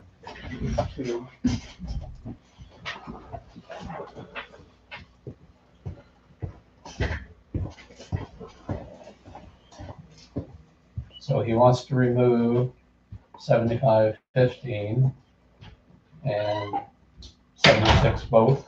Is that, He just wants to remove skateboards okay, from chapter 76. It needs to be its own roller skates, scooters. He provided some sample chapters for more specific. okay. So if the council decides that we want to write some ordinances in, then we would need to, probably should follow his sample ordinances and then make our recommendations. We'll make our ordinance changes for that. So any concerns about, I would say just remove skateboards and then we can readjust later if anybody has any concerns. No, the scooters is one thing that I'm concerned about. A scooter could be a mobility scooter that somebody who doesn't walk very well could be driving, or it could be a two-wheeled, Yeah, the electric two-wheel. scooter, or But you gotta define it. like you said, I define it, I yeah. don't know what they're called in this day and age. But that's what Ken's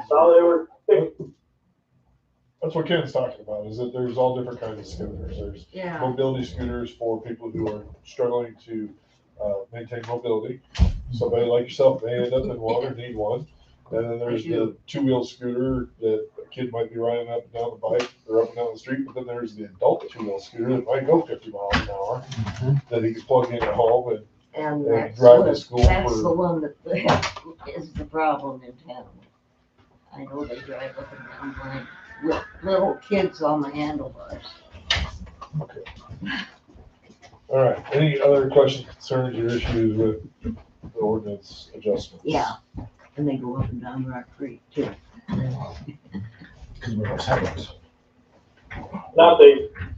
Thank you. Do we need any motion or action in order to approve the changes and recommendations? They're all ordinance changes, so I think they all require ordinance adjustments. Okay, that's where we'll leave it. Discussion and possible action regarding parcel 15271731100, including the addressing of City Park Loop Road and feedback received from Beacon Mapping Technician. Thanks for that mouthful. I read that, I looked at it, we can't call it the name that we were thinking. Well, we did, and now it is, everything in the park is now named that. Is that pretty much it? Yeah, We changed the, now the whole parcel is named that 100 Army Post Road. because they won't identify it as a separate road. Separate branch, okay.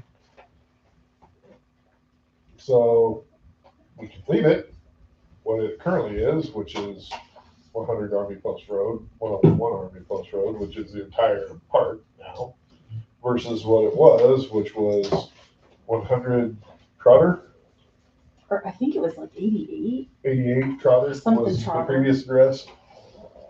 So, Wasn't our purpose in labeling it just so when we have alcohol consumption, we have specific areas, we know what we're talking or not? sure was, that was exactly what it was. And now we still can't identify it other than by the entire park area.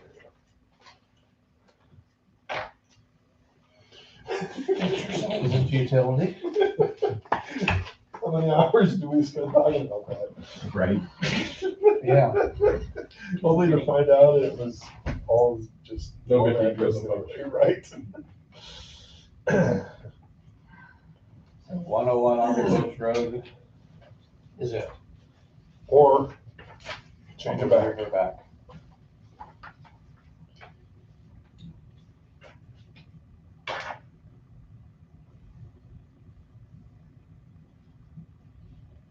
I think for all intents and purposes, 101 Army Post is Now the new address. sufficient.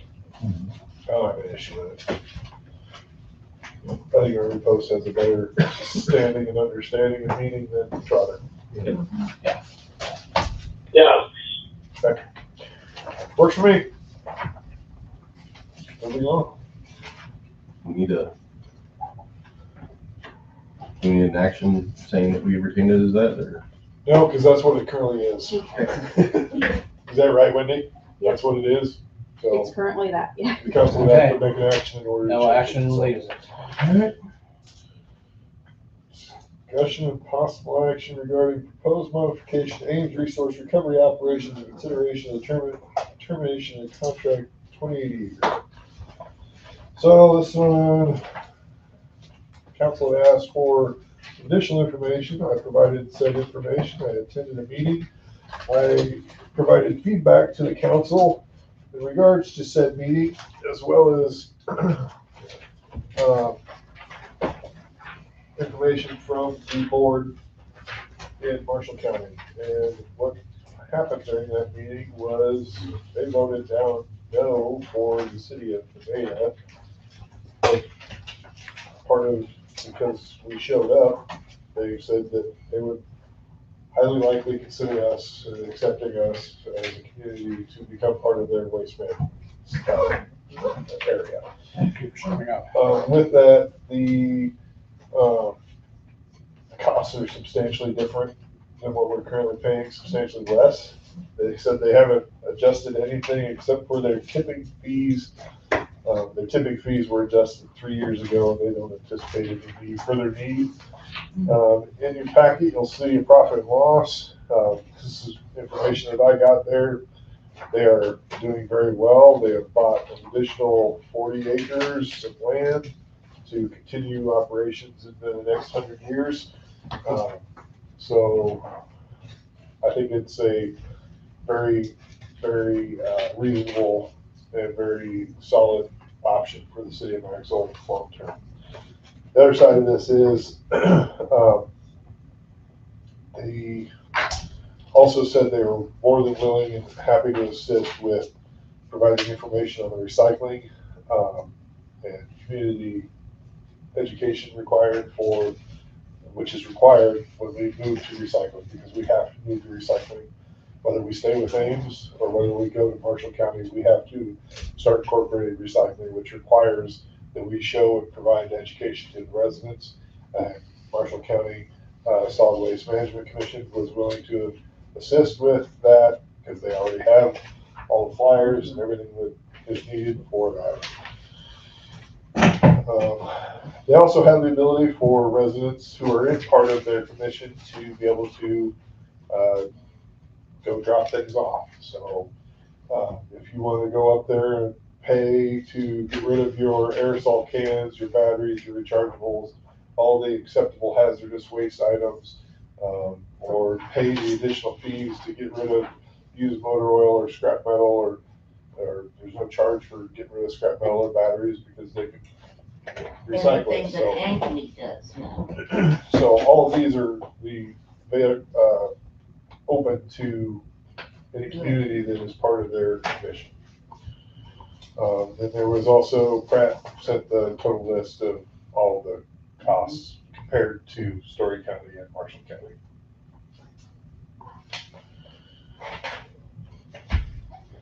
So for us, what I need is I need to know the direction from the council. And it's two parts. One, we have to get out of our current 2080 agreement, which requires that we get with the city of Ames, get on their council agenda, and request to move the Story County Commission. Which also requires that we prove to the Story County Commission that we have a recycling plan in place, which requires that we have approval from Marshall County. Marshall County also said that they weren't going to be able to give us approval until May. So we need to start the process of getting it to Ames to get removed so that we can get into Marshall County. A verbal agreement from the commission that they were more than likely willing to accept the city of Maxwell. I don't see any reason why they wouldn't. They said that we're not a large enough trash producer to cause negative impacts and effects on them. So I need to know what direction the council would like to go. If they want to stay with Story County, I don't know if I provided the additional information. Tipping fees in Story County, I think is $75 a ton right now, and that is going to 90. Yeah. And likely to hit 100 in the first 2 to 3 years. Marshall County's is $62 a ton. They have a $20 minimum though. Ames doesn't have that. They're just going to charge you 75.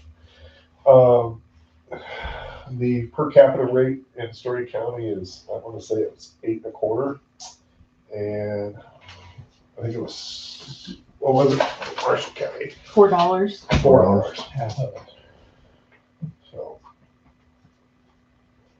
I move we proceed in getting released from the Ames one and pursue as soon as possible, looking at Marshall County with whatever requirements we need.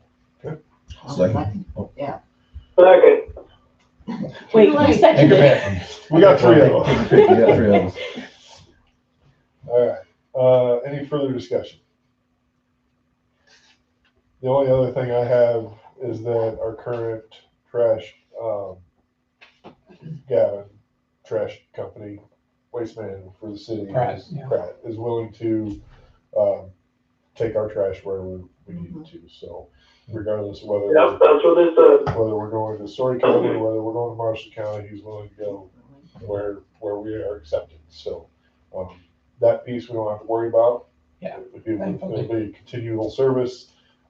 He's already worked out recycling containers based on what council has mentioned, so. And for budget purposes, he's running some numbers for us too, so we can kind of figure out where we're gonna be next year. Well, I can tell you it's gonna be a lot less, because Yeah. 62 versus 75 is already an immediate change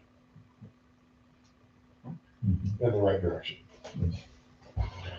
I think it's the right direction to go for our citizens. I think they will be happy about it. I agree. We do something right. All right. Very good, thanks for all your work. Ken, Yeah, Joel, Yes. Perry. Yes. Sue Yes, and Doug. Yep. All right, Would you like me to try to get on the next agenda? please. Number 11, discussion and possible approval of resolution 2026-01, a resolution authorizing transfer of the unspent fiscal year 2025 library budget into library trust fund.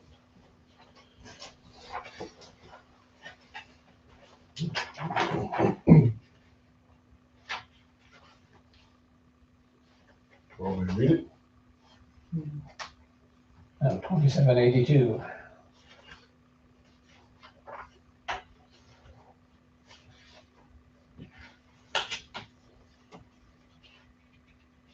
this has to do with that 5,000. No, Just a standard process that at the end of the year, whatever's left over goes in their this trust. was a training gap on my part. I didn't know I was supposed to do this, so.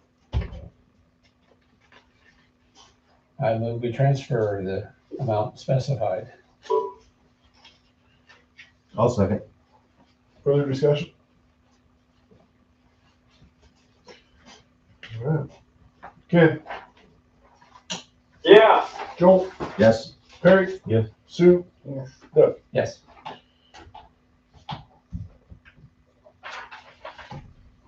on to number 12, discussion and possible action on resolution 2026-02, a resolution appointing mayor pro tem and council committees. All right. I sent Wendy a request to stay on the same committees. I'm sorry? I sent Wendy a request that I stay on the same committees. Well, we need to go through them piece by piece.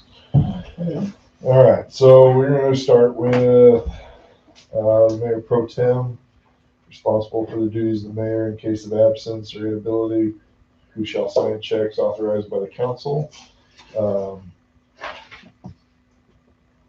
Doug has been doing this for the last 2 years, 2.5 years. Joel has expressed interest and Doug has expressed interest. I think at this time, I'm going to give Joel an opportunity to do it for this next 2 years. Just as a sharing as well.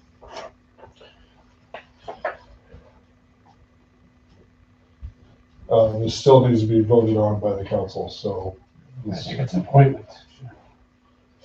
it's an appointment by the council. I thought This is a it was by the mayor. It's a resolution. I'm appointing, but you guys have to approve it. Enterprise Committee. So Wendy, can you tell me who was on the Enterprise Committee last?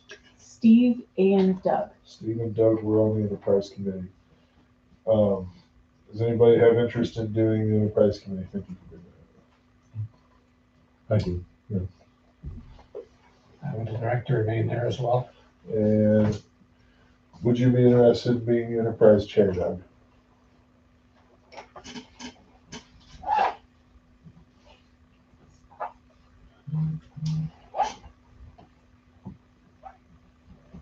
Okay, so Doug will be the Enterprise Chair and Perry will be the Vice. Facilities Committee, It's the one Ms. Ken and Sue. yeah. And I want to stay on it. Ken, do you want to stay on it? sure. All right. Any issues of switching positions? Sue, you become the chair and Ken will become the vice. Sound appropriate? Sure. Okay. Works for me.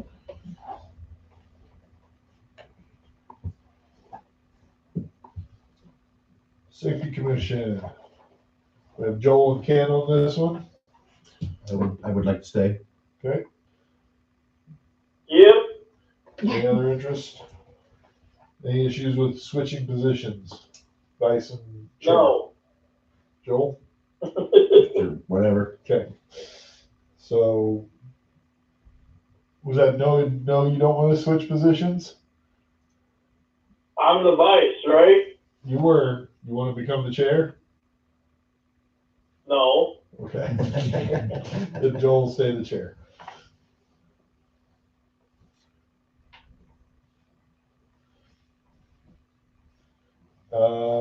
Government committee, Sue was the chair and Joel was the vice. And I would like to stay on that. Like to stay, and any other interests or concerns?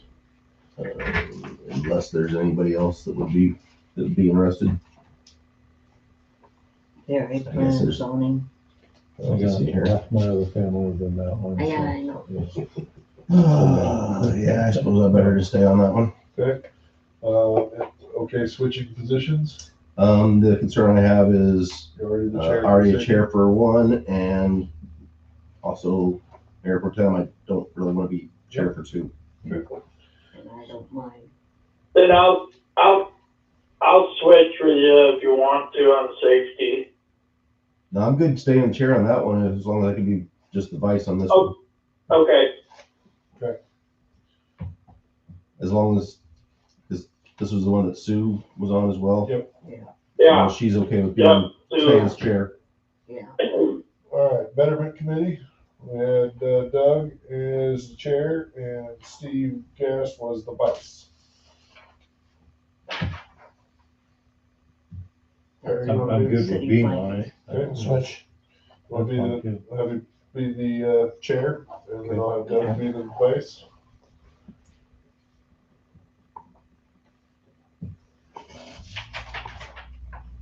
Okay, and then we have our city clerk is Wendy Crabtree, deputy clerk and zoning administrator Carrie Heaps. Sorry, I also forgot the cemetery sexton and finance officer Wendy Crabtree. City attorney law firm is Brick Gentry PC.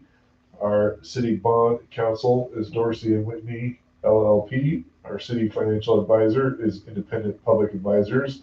Our public works director and fire chief is Tony Ness. Our assistant public works director and EMS chief is Scott Johnson. And why don't we have our engineer on here? I was wondering. Oh, I can have it. Probably because we don't have the. Probably because we don't have an agreement. We don't have an agreement from 2 years ago. You better poke somebody on that one. I'm poking myself on that one, yeah. This is the year. Okay. So modify and add Snyder, please. It's only been 30, so. Yeah. I'll move. Okay, Second. further discussion.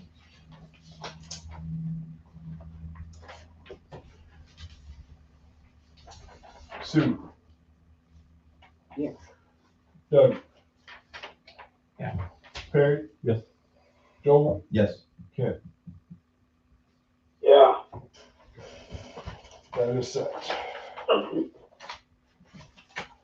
On to discussion and possible action on resolution 26, oh, sorry, got that one already.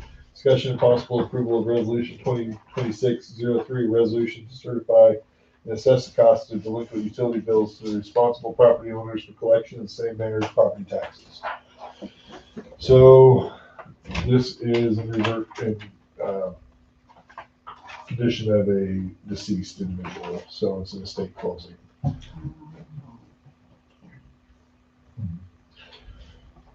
We have to do what we have to do.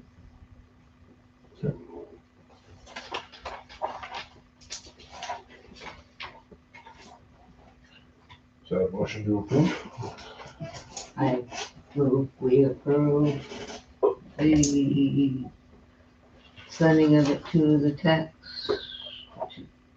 Yeah. Okay. Property tax.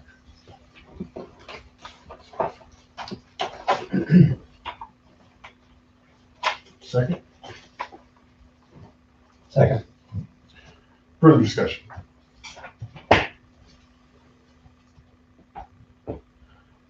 Ken, Yeah, Joel, Yes. Barry, Yes. Doug, Sue. Yes. On to discussion and possible approval of resolution. We'll just read the same review. What mark behind? Discussion and possible approval of resolution 2026-04, resolution amending fiscal 26 employee salaries to include merit-based increases. So I'm a little late on completing evals, but I have since completed evals. The 4 employees who are appointed positions have all met or exceeded their conditions of employment. So recommending their new wage, 2% merit increase. 2%. Same for meets or exceeds. So.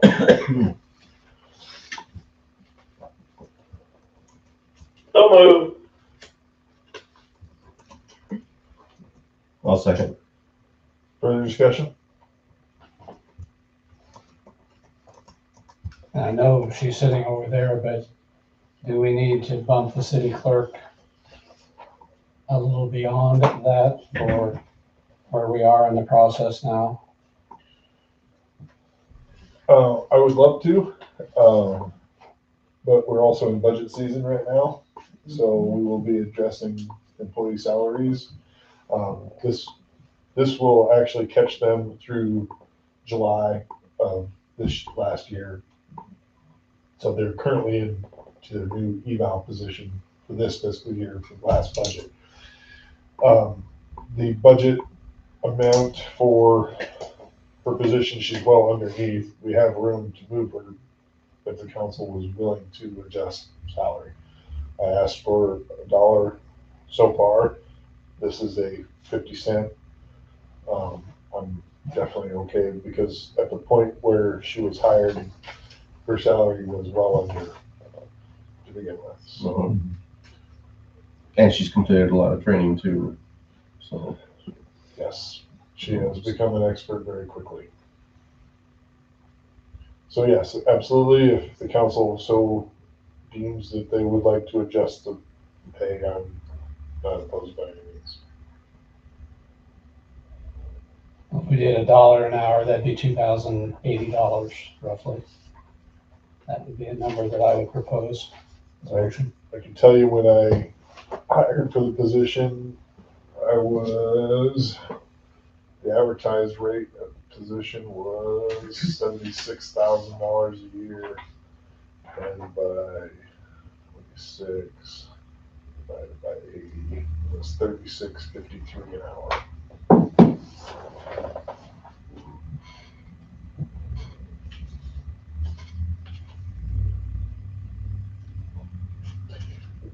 And I believe that is the range that the previous clerk was in.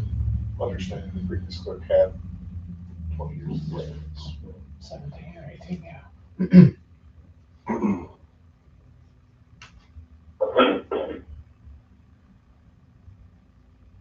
You said that amount was 36?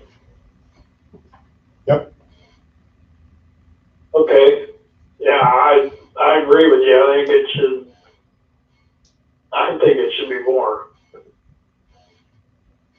$2? $3? Well, we're doing retroactive, right? Yeah, that's, Well, you guys, if you guys are adjusting pay, you can adjust it wherever you want. Probably should do it 2 separate things if you're trying to adjust the pay. This is for merit, which is retroactive to July. This is for 2025. I haven't done 2026 yet.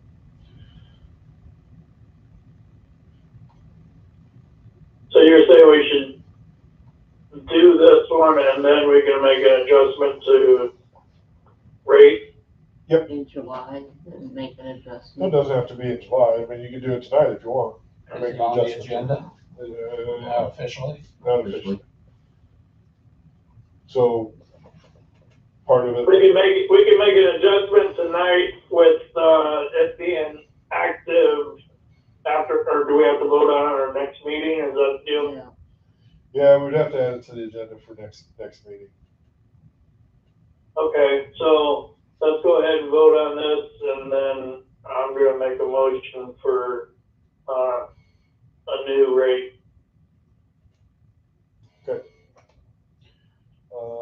So, yeah, any further discussion?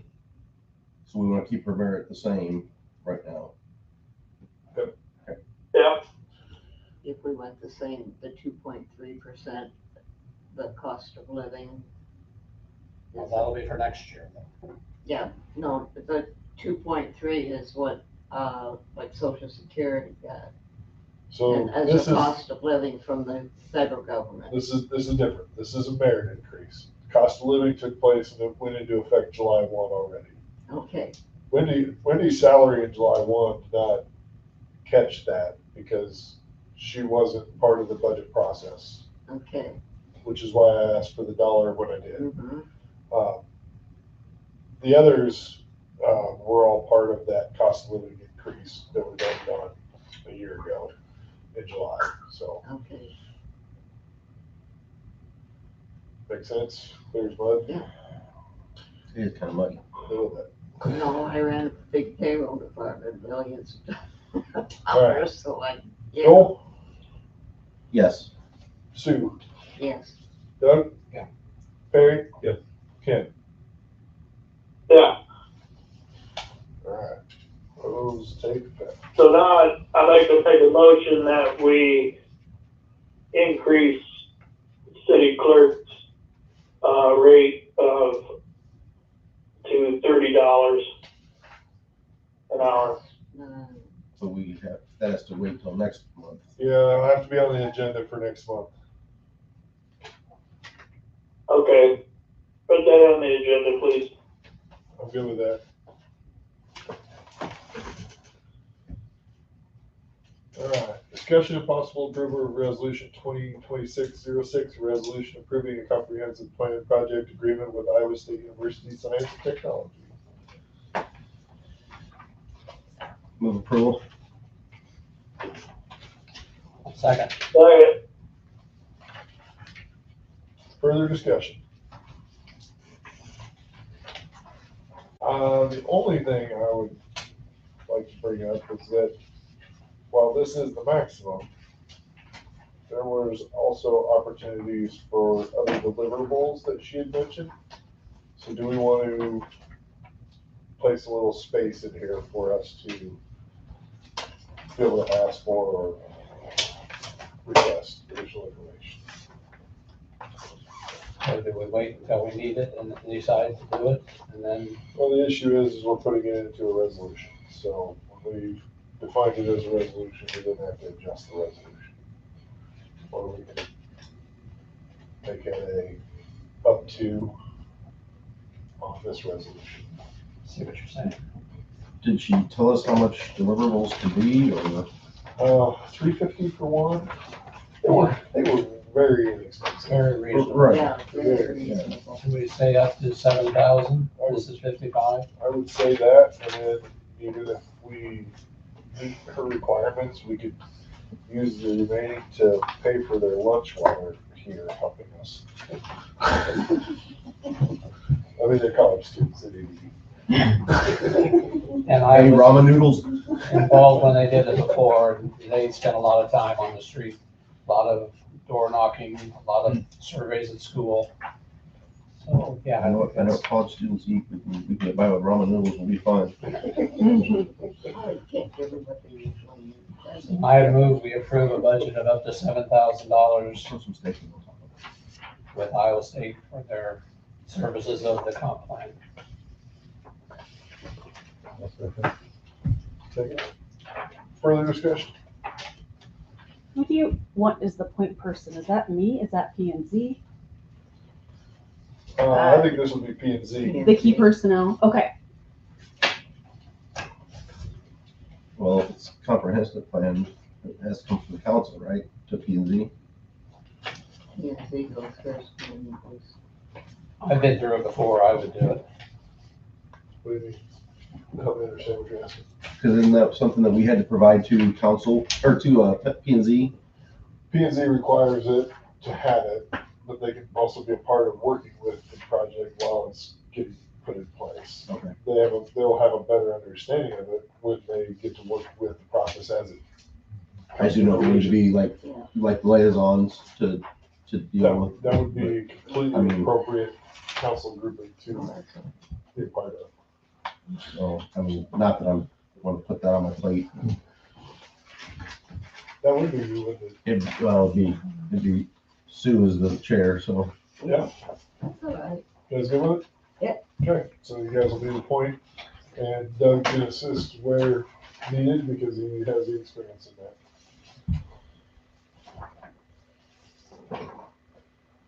All right. Joel? We're voting on the. Oh, yes, Resolution up to yes, 7,000. yes. Sorry. You're good. Sue? Yes. Doug? Yeah. Ken? Yeah. And Perry? Yeah. All right, on to departmental reports. Sheriff is done. January fire report. 4 calls, 30 people, 1 mutual aid, 2 city, 1 Indian Creek, no accidents, no injuries, special events. Assisting with a funeral for the Hudsons, January 17th. Received a DNR wildland 50/50 grant to purchase 6 sets of wildland fire gear, $4,500 DNR, and $4,500 from the fire department. And then 2 members taking firefighter 1 class. And nothing needed from the city at this time. EMS.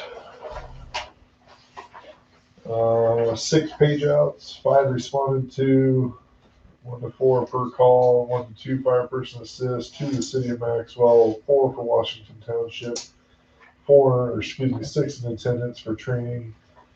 The monthly CQI was completed, the monthly truck check was completed. No maintenance needed, nothing needed from the city. Library board report, 227 total books, 38 movies, total attendance of 200, 59 children, 96 adults. Bridges total of 130 with 119 on hold. Having events for the no school days. Those are listed in November. Well, no school events, November 3rd, 17th, and 10th. 17, 14, and 14. Computer use, 16 adult, 31 children, 70 printables. Open hours was 71 of 84 and 3 hotspots were used. Monday activities every Monday this month, including during winter break. This is December's report. Author visit December 2nd. Continuing policy reviews, Friends Library event planning. No January report? No, they just met yesterday, I think. Okay.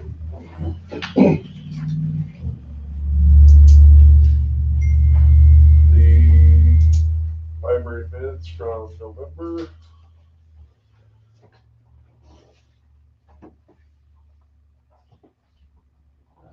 Super outstanding. Public Works, streets, started clearing the trees at the west end of Fifth Street for the water drainage. Water pumped 1.3 million gallons, sold 1.1. That's really close. Backwash, 153,000 gallons. The Doors water plant has been replaced. Sewer, we pumped 2.779 million gallons. Much lower. My ground must be frozen. And have a lot of precipitation. Yeah. Parks need to remove the rest of the tree that fell in the main city park. I guess I didn't know about that. Someone that went to the dump site mentioned it, so I don't know if it's. It's right south of 2nd Street. Half of Okay. the big tree is gone, down, and it's gone. And the other half is still standing, but looks pretty bad. We get hold of Yes, Jake. he's gone till April. Oh, April? He, I thought yeah, it was- he's overseas. I didn't think it was gonna be that long. All right, well, Unless he's got people that do it, I don't know. we I got, think there's some other in yeah, we the got some other locals welcome we can writing. use. Okay. Doors been replaced in the building in Legion Field. Over Christmas, the heat quit in the city shed, a floor heat boiler shorted out and started leaking. Zach Stiles was able to come look at it on Friday, pick up a new boiler and repair it Monday afternoon. Small heater's running, it only went down to 42 degrees. Everything's been moved out of the rental storage unit, moved to the old county shed, so that saved us some money. Have we canceled that? Yes. Very good. Good, thank you. Just so everybody knows, roughly just shy of $6,000 for the furnace replacement at the city shed. I'm waiting on verification that the was actually installed in our city shed. I wasn't made aware of it, so I'm gonna require verification. And we're talking the city shed, not the city shed, The workshop. the workshop. Okay. That was part of my concern. I just paid for a new boiler in a shed that we're not operating out of, other than storage, so I just need to make sure.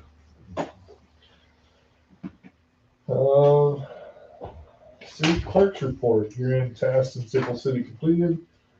Tony emptied the storage unit, canceled the 26 contract. There it is. Submitted 2026 owner occupied grant application to Story County Housing Trust. Decisions are expected later this month. Thank you so much. Iowa Municipal Professionals Institute Clerk School scheduled February 11th through 13th. City Hall may have limited availability on February 11th. City Hall will close early on Friday, 1/16. Is that changing now? Is it the whole day? No, just at noon. Sorry. Okay. Yep, noon. Upcoming Parks meeting on January 15th, Planning and Zoning meeting on the 20th, upcoming Fire Board meeting on the 24th, followed by a budget workshop. Wes. All right. Baldwin, the DOT is beginning their audit, even though the contractor has not signed off on that change order. So they said, well, we can't wait, we gotta get things moving, so they're going on it.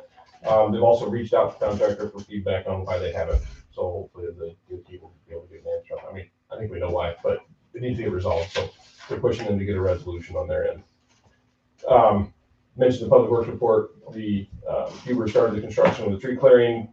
We have a question from one of the adjacent neighbors, Eric Carlson, so we got back to him on his question. And then we will also be coordinating with them further as construction goes. There's a thing we're gonna talk about, how his yard drains, we're gonna make sure we incorporate it into the project, so. So there's that. That's all I have on Baldwin. Hopefully we're close to clearing that one off, but we got things to do. We don't know my normal question. We Yep, don't know that's part of the Okay. acceptance of the change order the contractor's gotta come back on. And if Huber's working on the west end, the junk that's on the south side, is that the property owners to take care of? If it's in the way, if it's in the way of our work, we'll have to remove it. So it'll be up to us or the property owner? With our contractor, part of the clearing. Okay, But if it's not in our way, we'll just work around it. okay. Technically, if it's in our way, it's in their city right away, so it's ours. It's ours. But we don't want to be jerks about it, so if they want it, then, you know, I have not heard any issues with that. Yeah, I didn't know either. what they're trying to do. Before you go any further with Baldwin Street. Yeah. I don't know as though we ever really came to a complete decision or understanding on the 5th and Baldwin intersection where the drain is at. No, and I still owe you on that one. We weren't able to fix it when we had to fix the water line. Right. So Right. I think before I completely close out the project, I have some funds available, enough to cover the water, enough to pay back part of my loan. I would also like to make sure that I'm done with everything else. Well, we have a contractor on site, Huber, that's doing that we could, let's say you're here, can you drop? I'm anticipating what our recommendation is gonna be, I haven't finalized it yet, is some small little area drains that tap into the sewer line. So I just need to finalize the numbers on what the cost might be, or the plan, make sure you guys are good with it, make sure the property owner's good with it. So, Sooner the better while we have a contract. probably have a contract there, so I'm gonna push for, have that on next So month's agenda.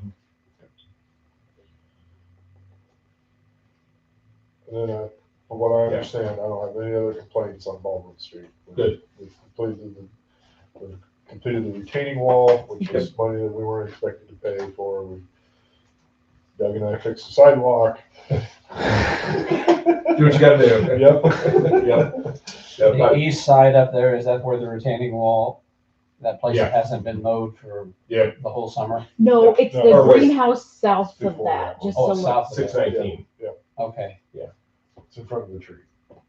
all right. And that's done now, you understand, so yeah, so that's out. And I think there was one other complaint that the contractor was supposed to take care of, Which was damage to the house. damage to the house. I haven't heard. I have not heard on that one, but that'll be part of the audit, I believe. Was it the siding? Yeah. They took care of it The for city the, took it- for okay. more. Yep. Okay, good.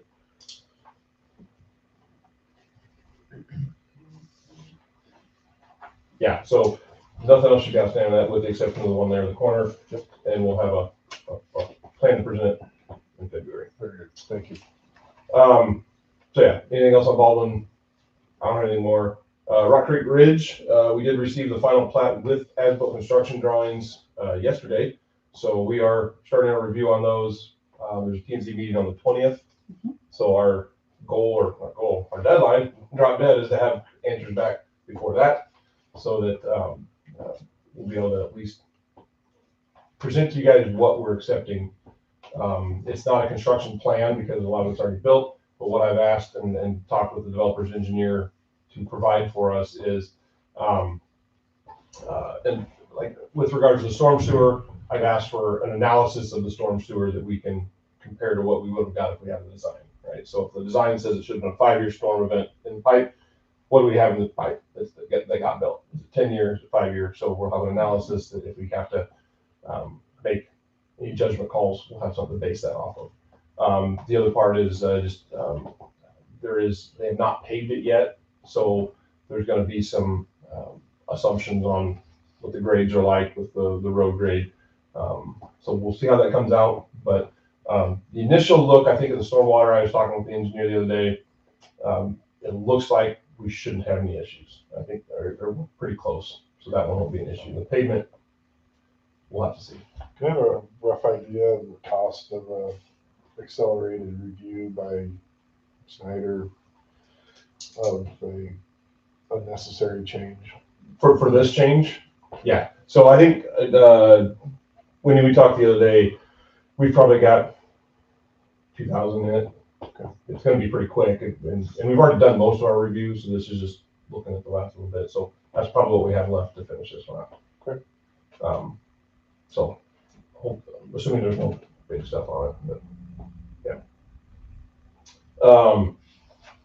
Yeah, so that, again, ahead of the January 20th P&Z.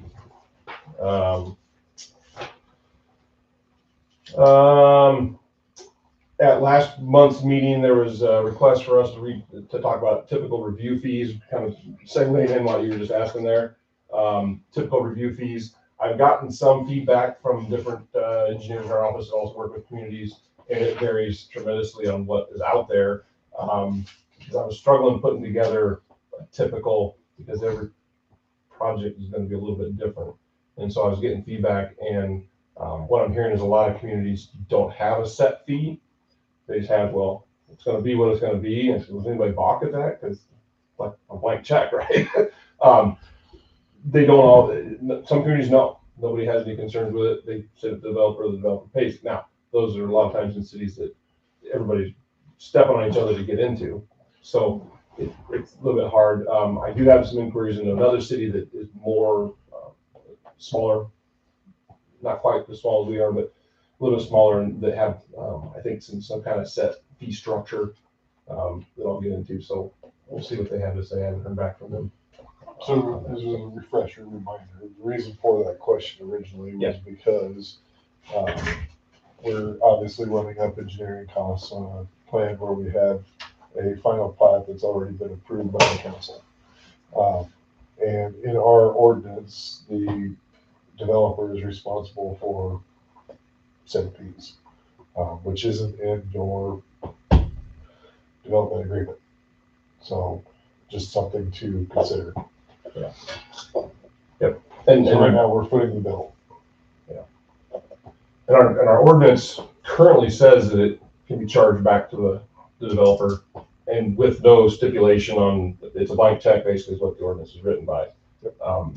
The same with the review as well as the construction observation, which did get charged back to them, or we're planning to, I think. Well, Maybe. Where are we at on 15,000 current engineering? Yeah, Plus Is that review or is that observation? that's what That's Schneider's review. billed. Yeah, Yeah. for the total review Yeah, and then the Observations construction is is separate. separate, yes. 27? Yeah. 27,000? Yeah. And because this one is just, it's metastasized, if you will. So, just so everybody's aware that this is asking for 600,000, and none of that dollars are included in it. So, but so at least on the typical side for future reference, and if anything else comes through, I'll try and get you some guidance on how that might be done, or at least a typical. I'm looking out for the next development. Exactly. Yep. That's what I figured. And so, Some point somewhere, this is gonna happen again, Yep. especially if these houses sell fast. They're gonna wanna be right back in here. And if that's the case, well, I don't wanna go through the same thing again. right. Well, and if For the next person. hindsight's 2020, going forward, I think we all had best intentions and everything, but it may be worthwhile to hold a hard line of, okay, you're changing things, start over, pay the fee again. Yep. You know, so there's some skin in the game for changes like that, but yeah, so we'll get you some more information on that. Where I'm currently at is the fact that they've done all this work and they don't have a development agreement.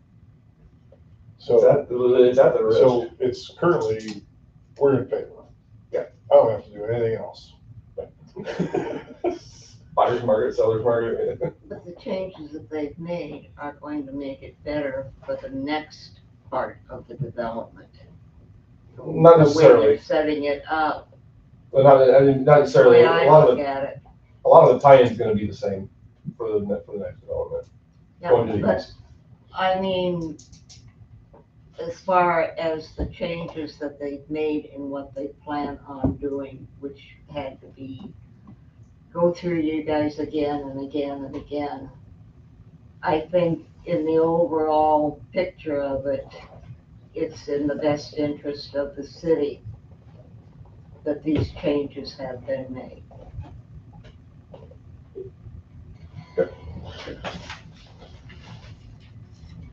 So that's that one. Not a lot of updates on the other stuff except for the stormwater review. I still need to follow up with Tony on that one. That one's involved there from last time. The TEEP agreement. So I poked here while we were sitting here, and then I searched my inbox just to see if I missed something, and he sent me an email in mid-Christmas that I missed. So, however, Doesn't miss them in Christmas, yeah, but holidays. So TEEP update, which isn't in here, but there is a TEEP update. He was looking to get some, they had sent it to the DOT, I think late November. They were looking to get comments back so that he could finalize it. This email that I got was from right before Christmas. He was hoping to get it back and get it to you guys before Christmas. Obviously, it didn't happen. So I poked him again to see, hey, now that Christmas is over, where we at? So it has gone to the DOT. He's waiting for comments from the DOT back on it, and then it'll come to you guys. So hopefully we should be seeing that soon. DOT, I mean, like everywhere, work goes to a crawl during the holidays, so we'll see. But yeah, so there's a deep update on that. Appreciate it. And an engineering service agreement, we're gonna make that a priority this year. Any questions? Thank you, sir. Thank you.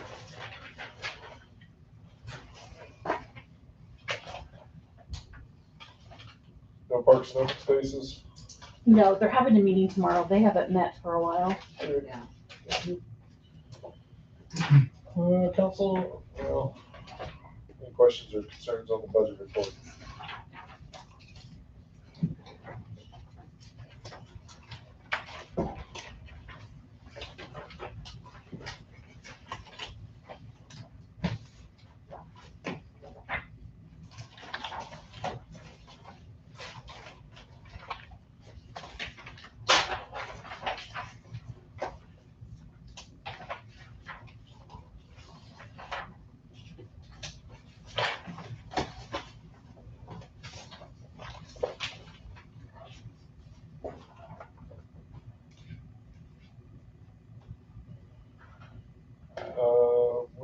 Can you help me understand why we are at 152% of our employees' benefits?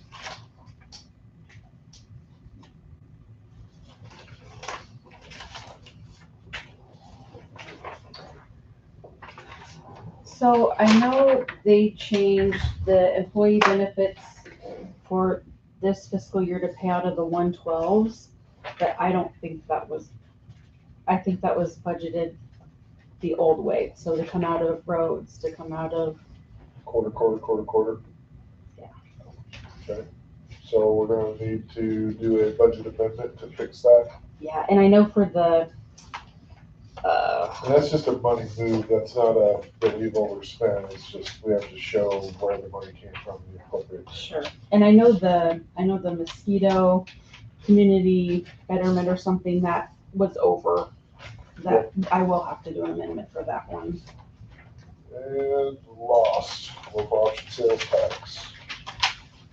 I take it we weren't planning on spending $184,000 out of there when we defined moving that money to the Baldwin project.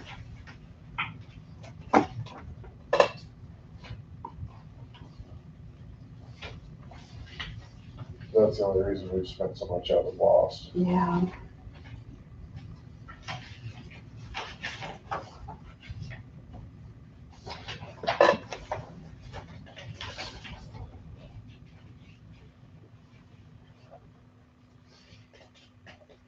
Everything else is close. Washington Township's a little high, but everything else should be good. Did we do something on sewer along page 4 of the budget report, the top line there? It's 15,000 over. Budget report, page 4. Yes.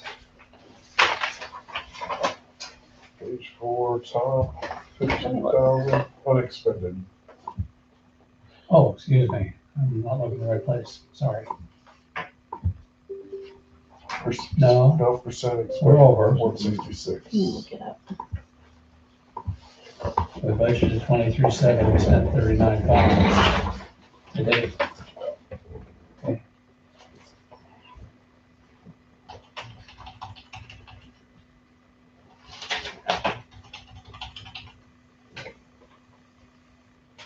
Okay. In November, I paid the CIT maintenance contract, which was for 2026, which was $14,082. So I don't know if that was budgeted elsewhere or, No, I should have been in that spot, because and then that's the payment to other agencies. the other big expense was in July, the sewer fiscal year 2025 rehab for $22,319. Was that supposed to be was that part of our Tiger Y cost? I think that was the review of the Tiger Ys. I can pull it back up. Did you think it needs moved to a different line item? Yeah, there's a Tiger Y. Should have 50,000 in there. Part of that needs to come out Okay. of that. Okay. And I'm still waiting to hear back from Tony. I've requested information on the next set for Tiger Wise to get that information out so we can start getting those installed.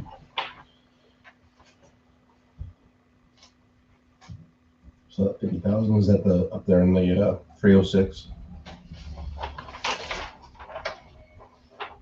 There's 50,000 for other contractual services. Yes. Yeah, and I haven't paid anything out of it, so, okay.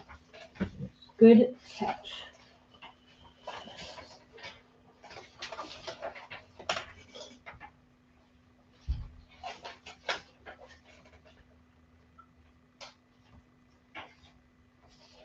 Do you think that the full 22 needs moved to the Tiger Y, that 50,000, or just? I'll need to know what that 22,000 was for. Okay. I think if I think right, that was for identification of the Tiger Wise, which could be part of that project. Okay.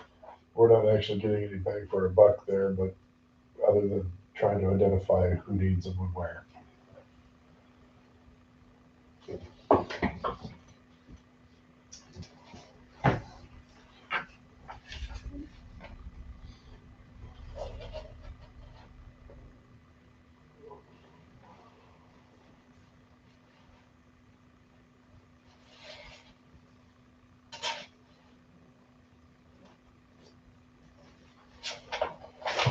All right, anybody else have any other concerns? Just maybe a going forward thing, maybe when there's a variance or an unexpended amount of a certain dollar and then a certain percentage, just have a note on here instead of talking about it here, then we kind of come somewhat prepared. And I mean, yeah, Wendy or Carrie can kind of, just like you just did, you highlighted the 22 and it's like, that can be resolved, more quickly. I suppose. And maybe that's something we can talk about next time. It's like, what are those thresholds? So for me, what I use is those thresholds, this just makes it easy, it's the percentage based on the month of the year. Okay. So right now, we're in January, I shouldn't have much more than 50% over expended. Right. It makes it easy on the, the half of the year Yeah. to be able to identify. But that's how I look at the budget when I'm reviewing, because I need to know where we're at, making sure that we're gonna meet budget. If we have to do resolutions to change it, then we'll do that before the end of the year. But if it's like maybe a $500 line item, it's like. Yeah, most of that doesn't affect me, especially on the actual budget report. Yeah. This stuff doesn't really matter so much because it's not identified as the sections in the actual the budget report that's defined by the section. Yeah. So these smaller line items don't necessarily matter when it comes to The reporting. bigger. Yep, agreed. Thank you. Council Mayor. I don't know why it's out of order, but we'll fix it. Perry. Okay. So, yeah, just, this is kind of that open comment. I was really thinking about Rich's concern. I know just from experience about 10 years ago, we would send out letters if they got a call just on somebody had an issue with an animal breaching their property or whatever, but then it was followed up if it repeated. So there was letters going out that escalated each time. And the letter before action was taken said, hey, it's going to be $750 plus 85 court costs on the next call. But I don't know if something's changed, since 10 years ago. So I don't know if that's something that could be resurrected, because I think that would get attention before even gets to that point. But I don't know if I couldn't find it anywhere in the ordinances or anything about that amount. I imagine it's probably a state dictated thing, possibly. No, that is exactly what the citation was for. Okay. The citation that was issued was for $750. Okay, Because they so already had 2 instances prior to. Okay. It's a lot of money. Yeah. It is a civil sanction. Okay. And also Okay. the sanctions fall under the $750 first offense. Could have been $1,000, Okay. but there wasn't a prior citation. Okay. You think it will do any good? I don't know, if I got charged $750, I'd think twice about it. Yeah. I'm not, Here's the other thing that there's processes and changes that this individual is making. So we've done other things to ensure that it doesn't happen, which is helpful, but my decision has not been made on what's going to happen with that animal yet. Okay. Yeah.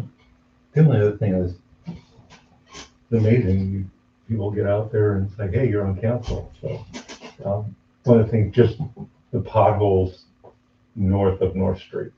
I don't know if anything preventive, I know Wes, maybe you can comment, can anything be done to prevent further worsening before it can be truly serviced? Talking the North of Baldwin, or north of North Street. yeah, the continuation of the county, the gap between what the county, they haven't done that project yet, have they? They stopped at Iowa Center. I already tried to connect. Okay. They pushed it off for 5 more years. It's on their 10-year plan. Oh, so they're not even planning to come in there, because I thought it was a done deal. Okay, well, there's not much you can do to prevent them. One of the things we found with the piece that we did do is it was a subgrade issue with the soils in that area, which is why it kind of turned into it. That whole project started just an overlay. And then we did the research and found out that that's a Band-Aid, right? It's a subgrade issue. My expectation is it's the same kind of subgrade as you go north out of there. So it's going to be the same issue.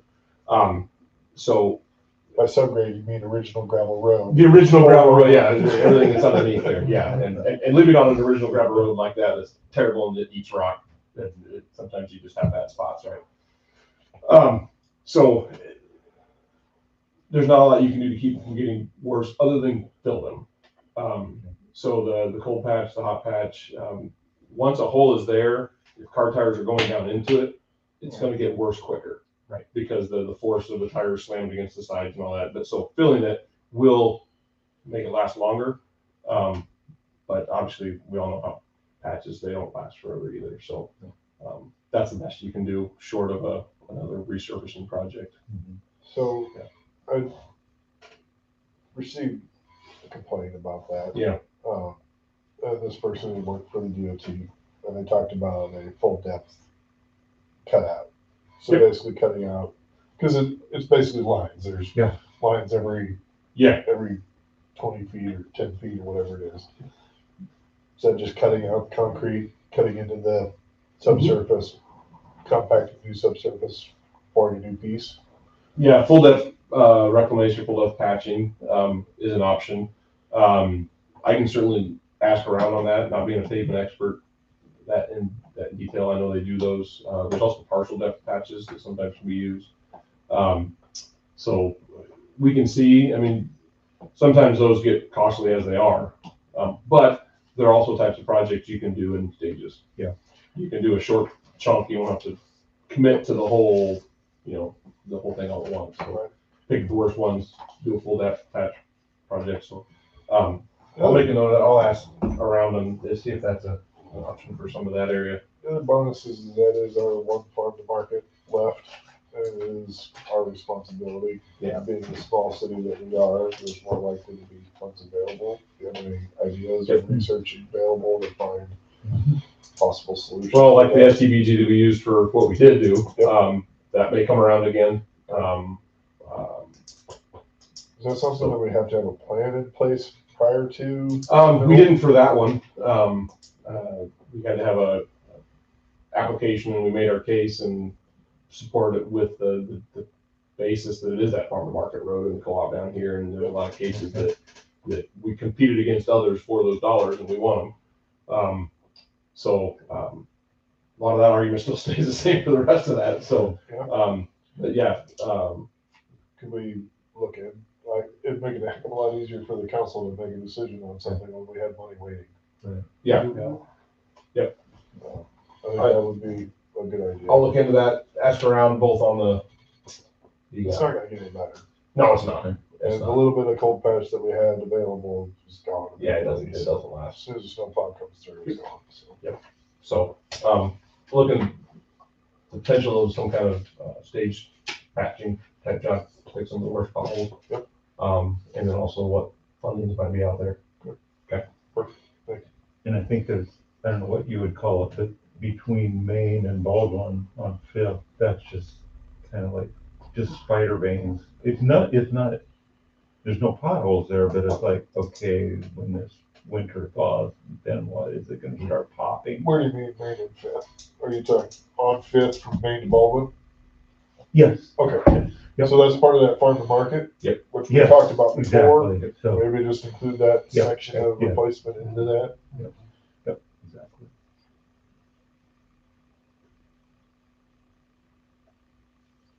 All right, anything else, Barry? Nope, those were priorities here. So. Thank you. Sue? Okay. Number one, talking about a pothole on the street just south of the museum by the train. There's one about that deep, and that's city. So it's between the alley and Main Street. On Broad? I don't remember which street it was. It's where the museum is. Yep. Yeah, The train that's right Broad. there? That's Broad Street? Yeah. So like where at on there? 'Cause just Okay, there's a house over there that's usually got a garage door open, and it's about directly across from that garage door on the Is it over by the parking north side? side, the north side of the road, Okay. heading out towards me.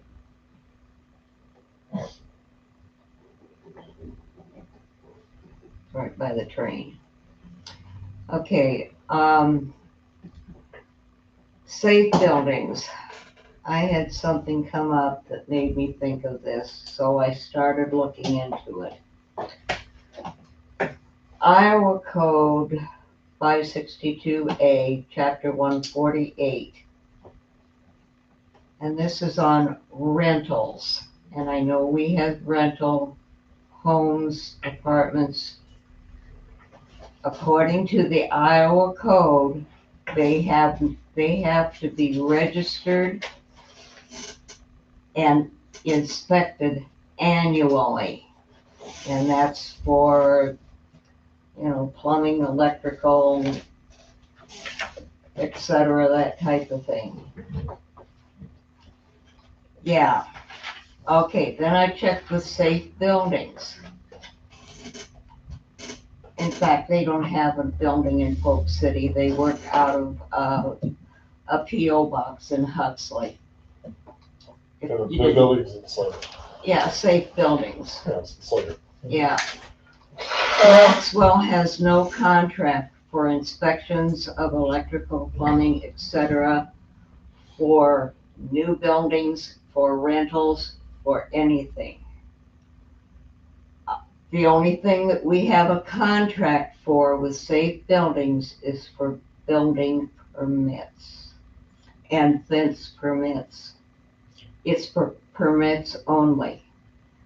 That's something I think that we seriously need to look into, because the rentals, I know the one right next to me has a major electrical problem. So, when my granddaughter lived in there, there was one outlet that worked. Every other one, they were either dead or they sparked.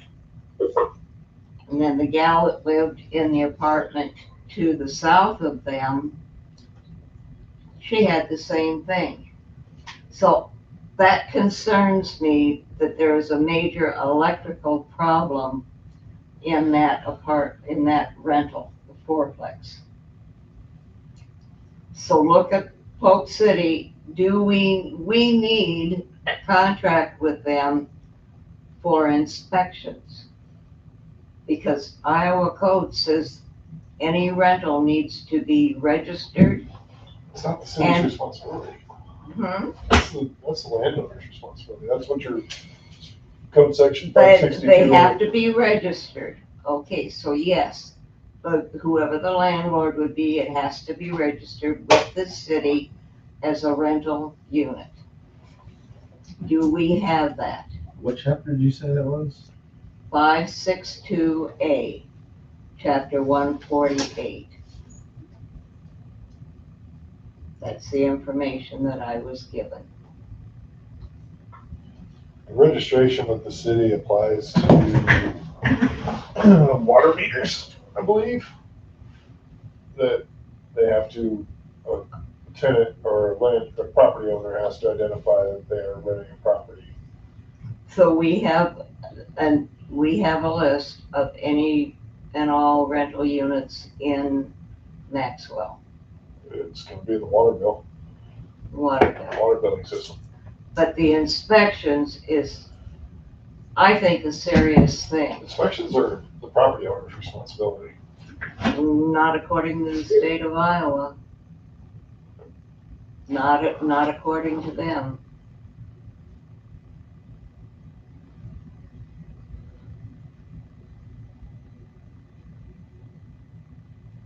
I know when we built our home, Don tried to get somebody to come out for each and everything that was done. The foundation, the walls standing, the electrical, and he couldn't get anybody out here. Well, he knew what he was doing because he did that type of work for his work. So he had no question, but he wanted to make sure that it was done properly, according to what the ordinance in the area was.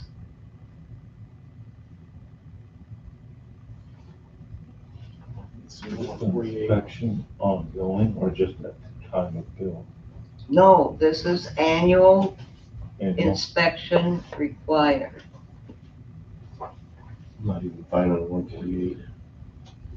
So I think you're referring to the landlord's entry and inspection. The landlord has to give 24 hours notice before he inspects the property. That's what that code section. Yeah, 562 I know that, doesn't but refer to an inspection as far as. Yeah, like a safety building. James has it, Some cities will. and I think that, Most of your bigger cities, Yeah. they send fire inspectors to check it. but that's something Because that, they'll house more than 300 people in a building where we don't have that. no, I know we don't, but if we have a problem with the whole electrical service, is the original from when it was built in, 562 gives tenants rights against landlords for uninhabitable or derelict buildings. and that didn't work. We went to court. Yeah, I didn't say it was just. no, it isn't. I just said that the rights. I'm concerned for Maxwell and the community and the citizens who are renting these. If these things are not up to date, there could be serious consequences. So I really think it's something should be checked into with safe buildings. You want to get a quote? Bring it back to the council. I will call them. See if there's another city that has a program or a plan set up that you would want us to follow. Okay. Bring that for the council to review and look at. Okay, I will do Make it a that. lot easier for the council to make a decision on it, but know Okay. kind of what you're looking for. Yeah, I just wanted to bring it up because it is a concern. Okay. If you live next to that, you would be concerned I too. would just make sure I've had my renter's insurance paid up. Because that's how I'm gonna get my money. My homeowner's insurance, yeah. Anything else, Sue?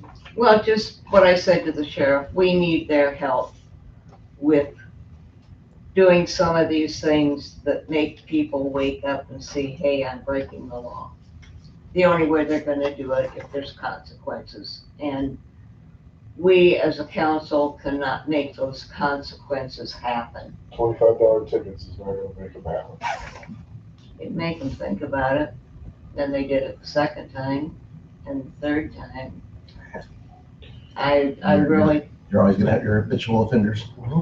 yeah, but there are things that they can do to help us get some of these people problems is what I call them.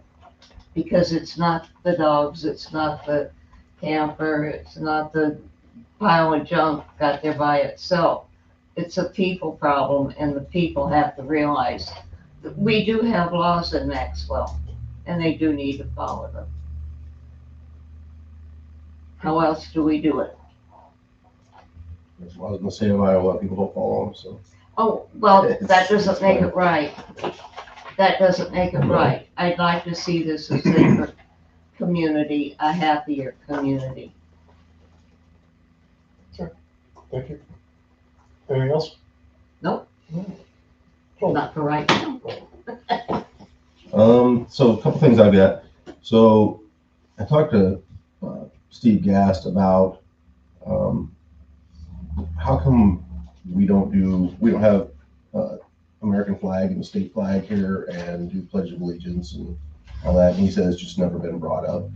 Just one of those things that, I mean, it's kind of a, when you do the pledge, it's kind of a thing of unity, showing that the council is united and, you know, so I would like to see something like that done at some point. The flag sets are not cheap. But yeah, I know we've got that one right there. But yeah, Triangle. it's one of those things I'd like to see us do that, something like that. So, let's see. I sent a message to the Old Settlers group. There was some training. I was unable to attend the training, but I sent it to them in case any of them could make it. Securing public gatherings. It was sent out by emergency management here in Story County for some training, because they know that cities have large gatherings, and so they need to look at protecting those gatherings. So I'm not sure if any of them were able to go, or it was a online thing, but so I sent that out. Are we doing anything for Prairie Meadows grant? Are we trying to do anything at all for better community betterment? I can.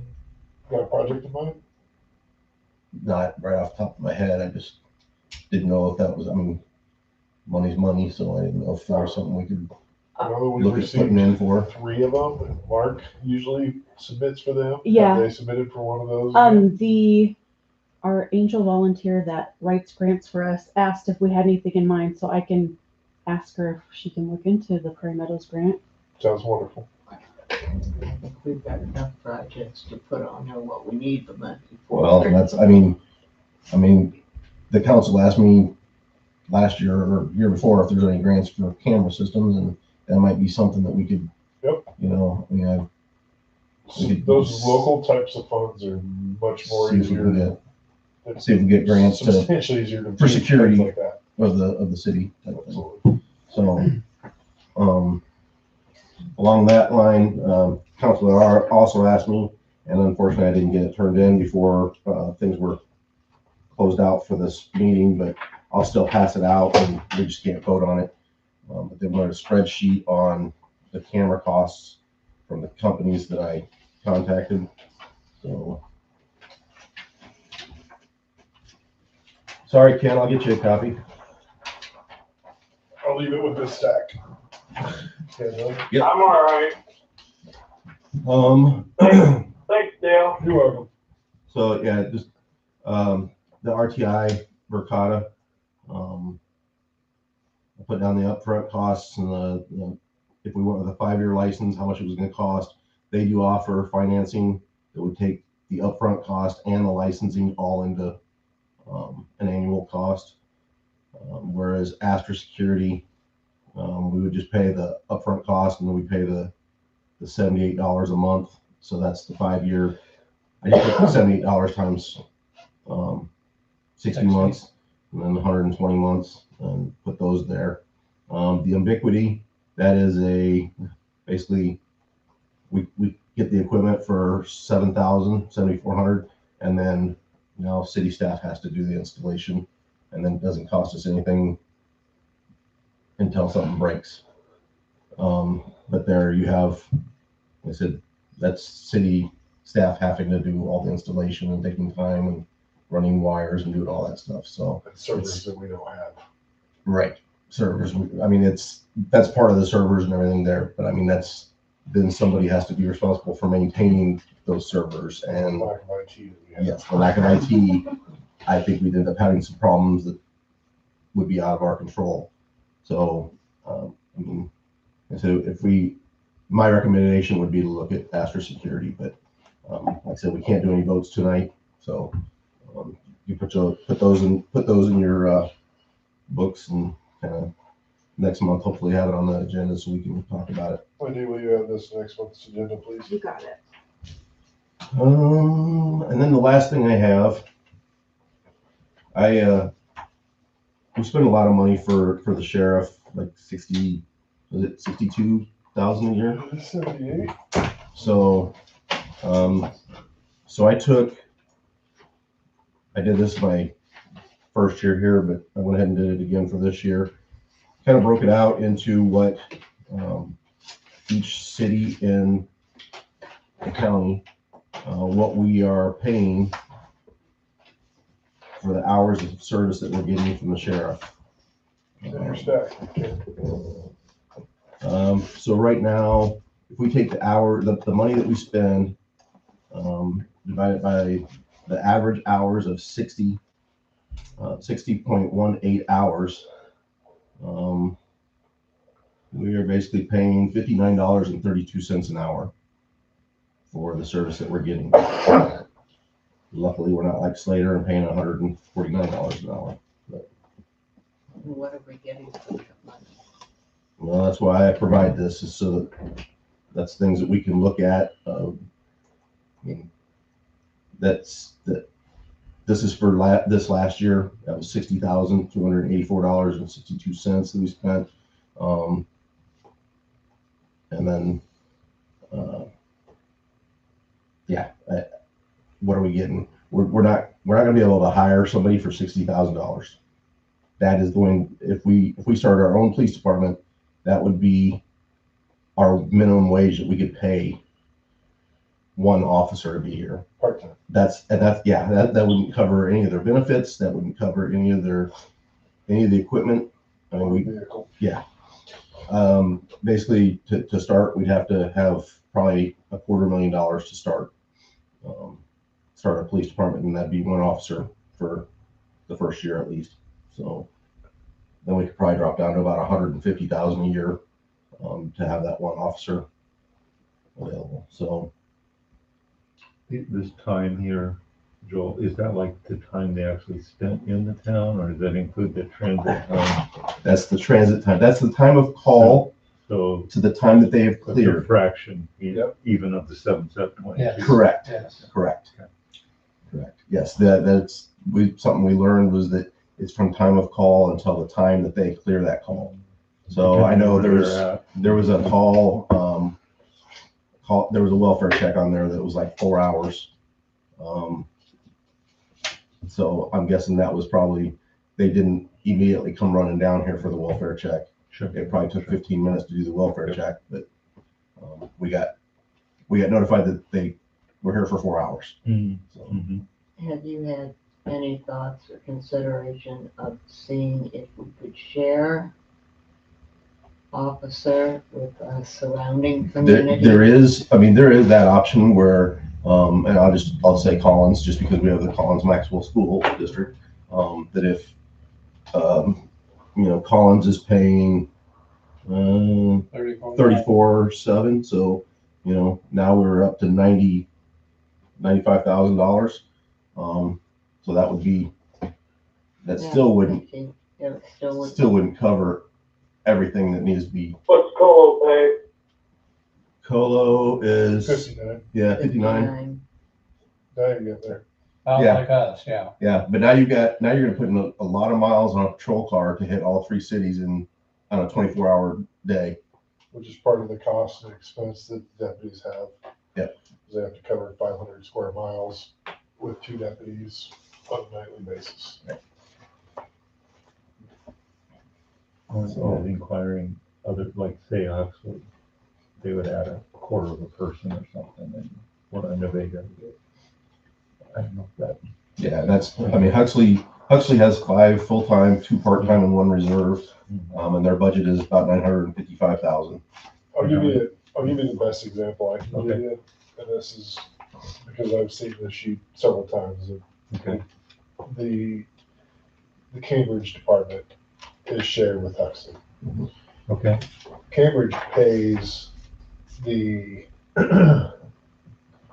708 contract. Yes. And then they also pay 7018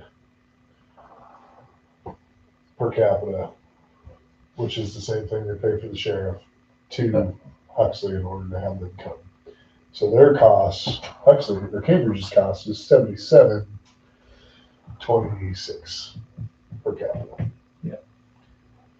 Right. That's basically where you get to. So like, we may not like 60,000, but if we want police coverage, we're going to pay 60,000 plus.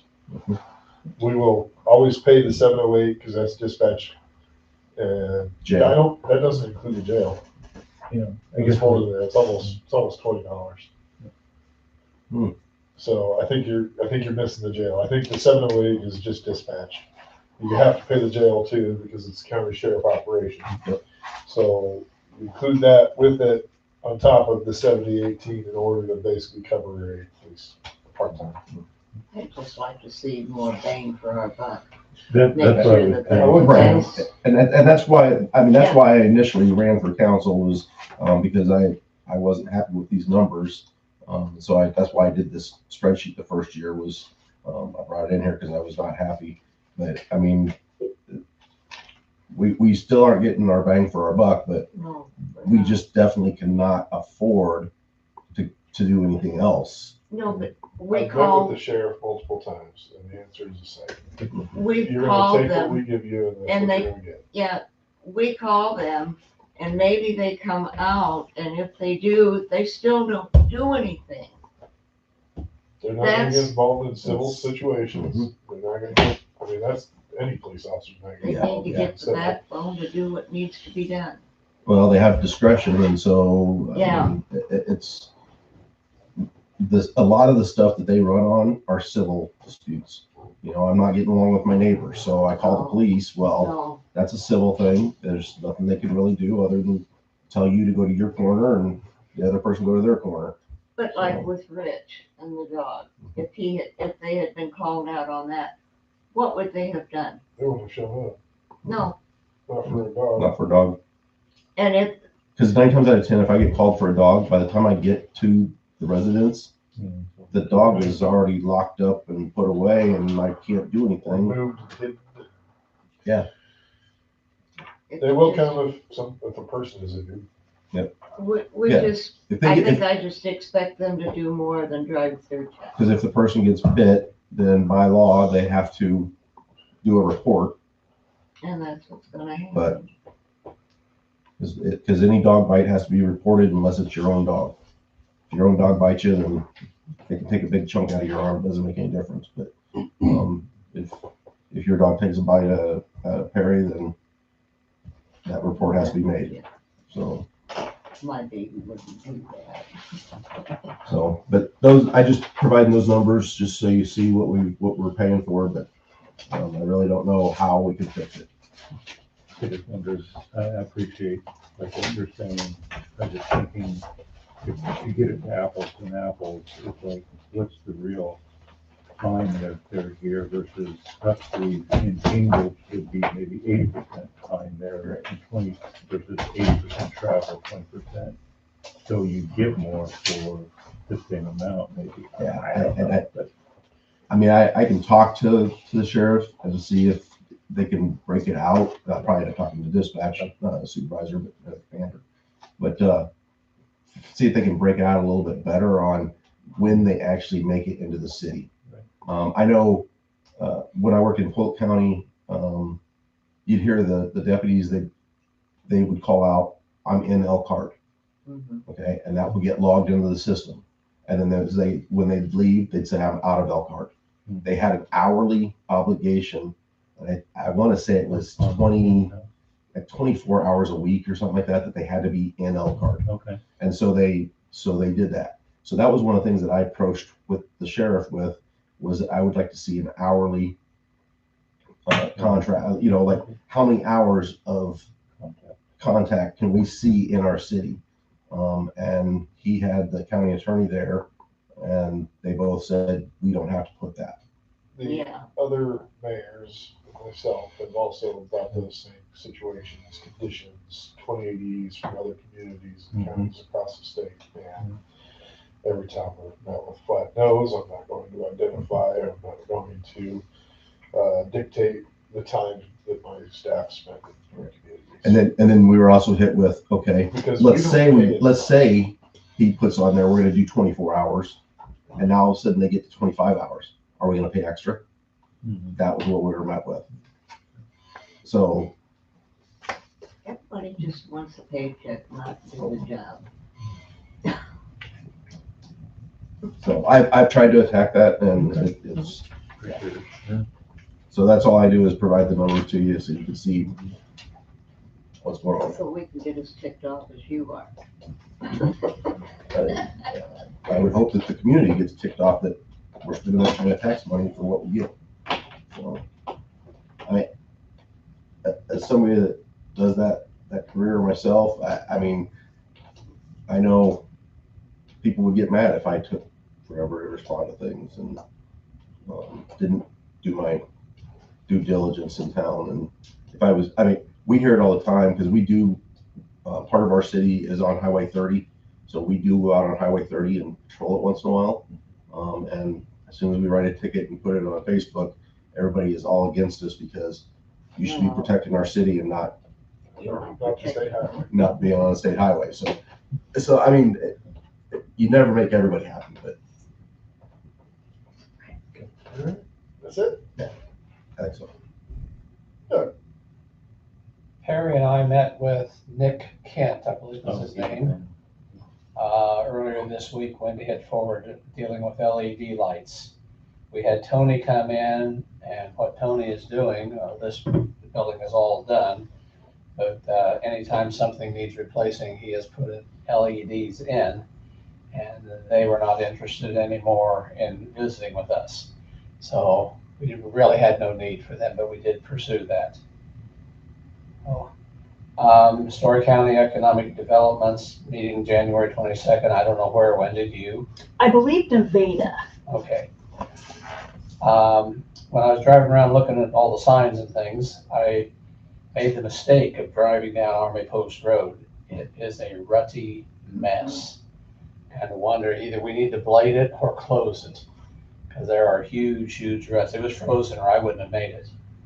So we need to look at the maintenance on Army Post with the guys, if they would, please. Here's what I can tell you. We did have,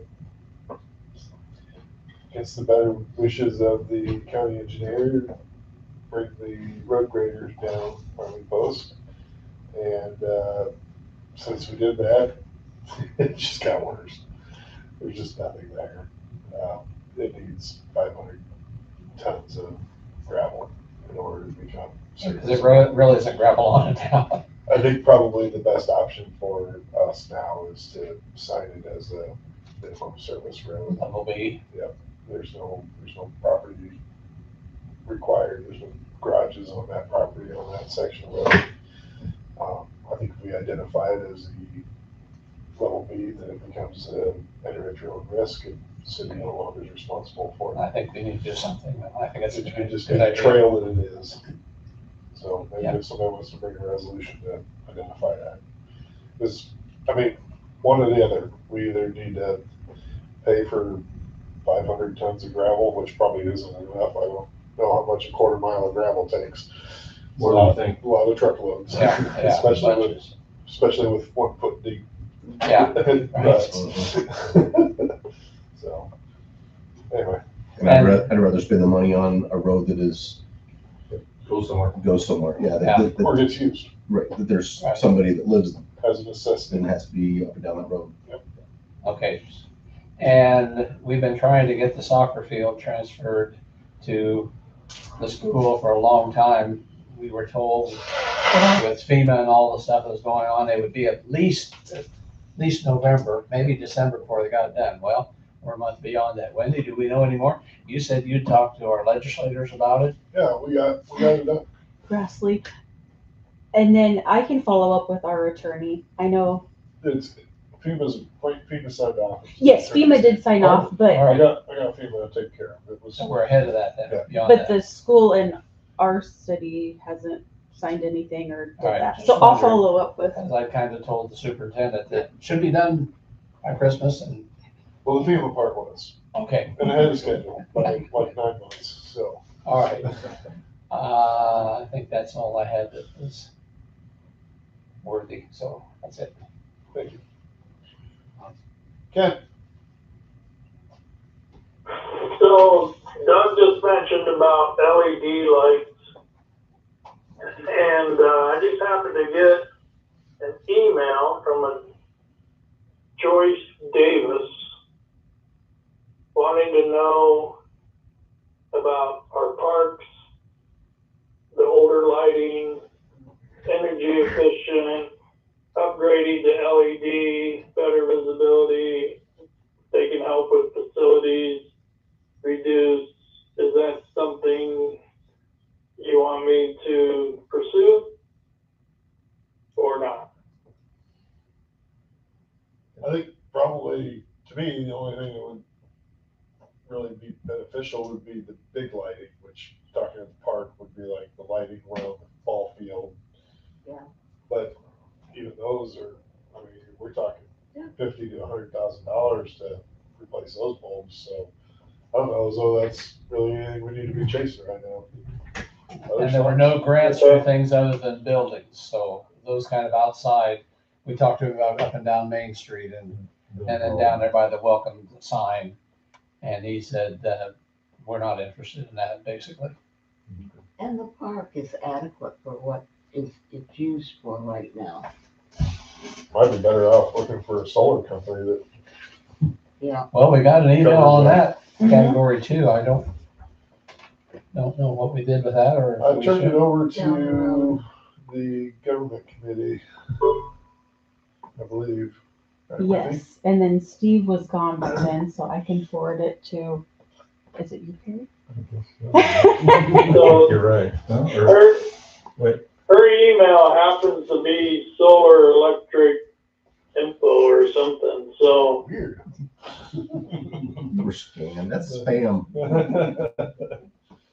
So, yeah, I made a referral on power costs, because we're averaging, was it between $7,000 and $17,000 a month in electrical costs for the city, between City Hall, Fire Department, water treatment, water pumping station.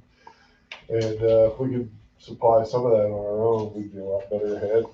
But I didn't want to stop there either, because, anything worth doing is worth doing right. So why don't we look at becoming our own enterprise and selling our own energy and save our citizens? So I'm gonna go big, go big or go home.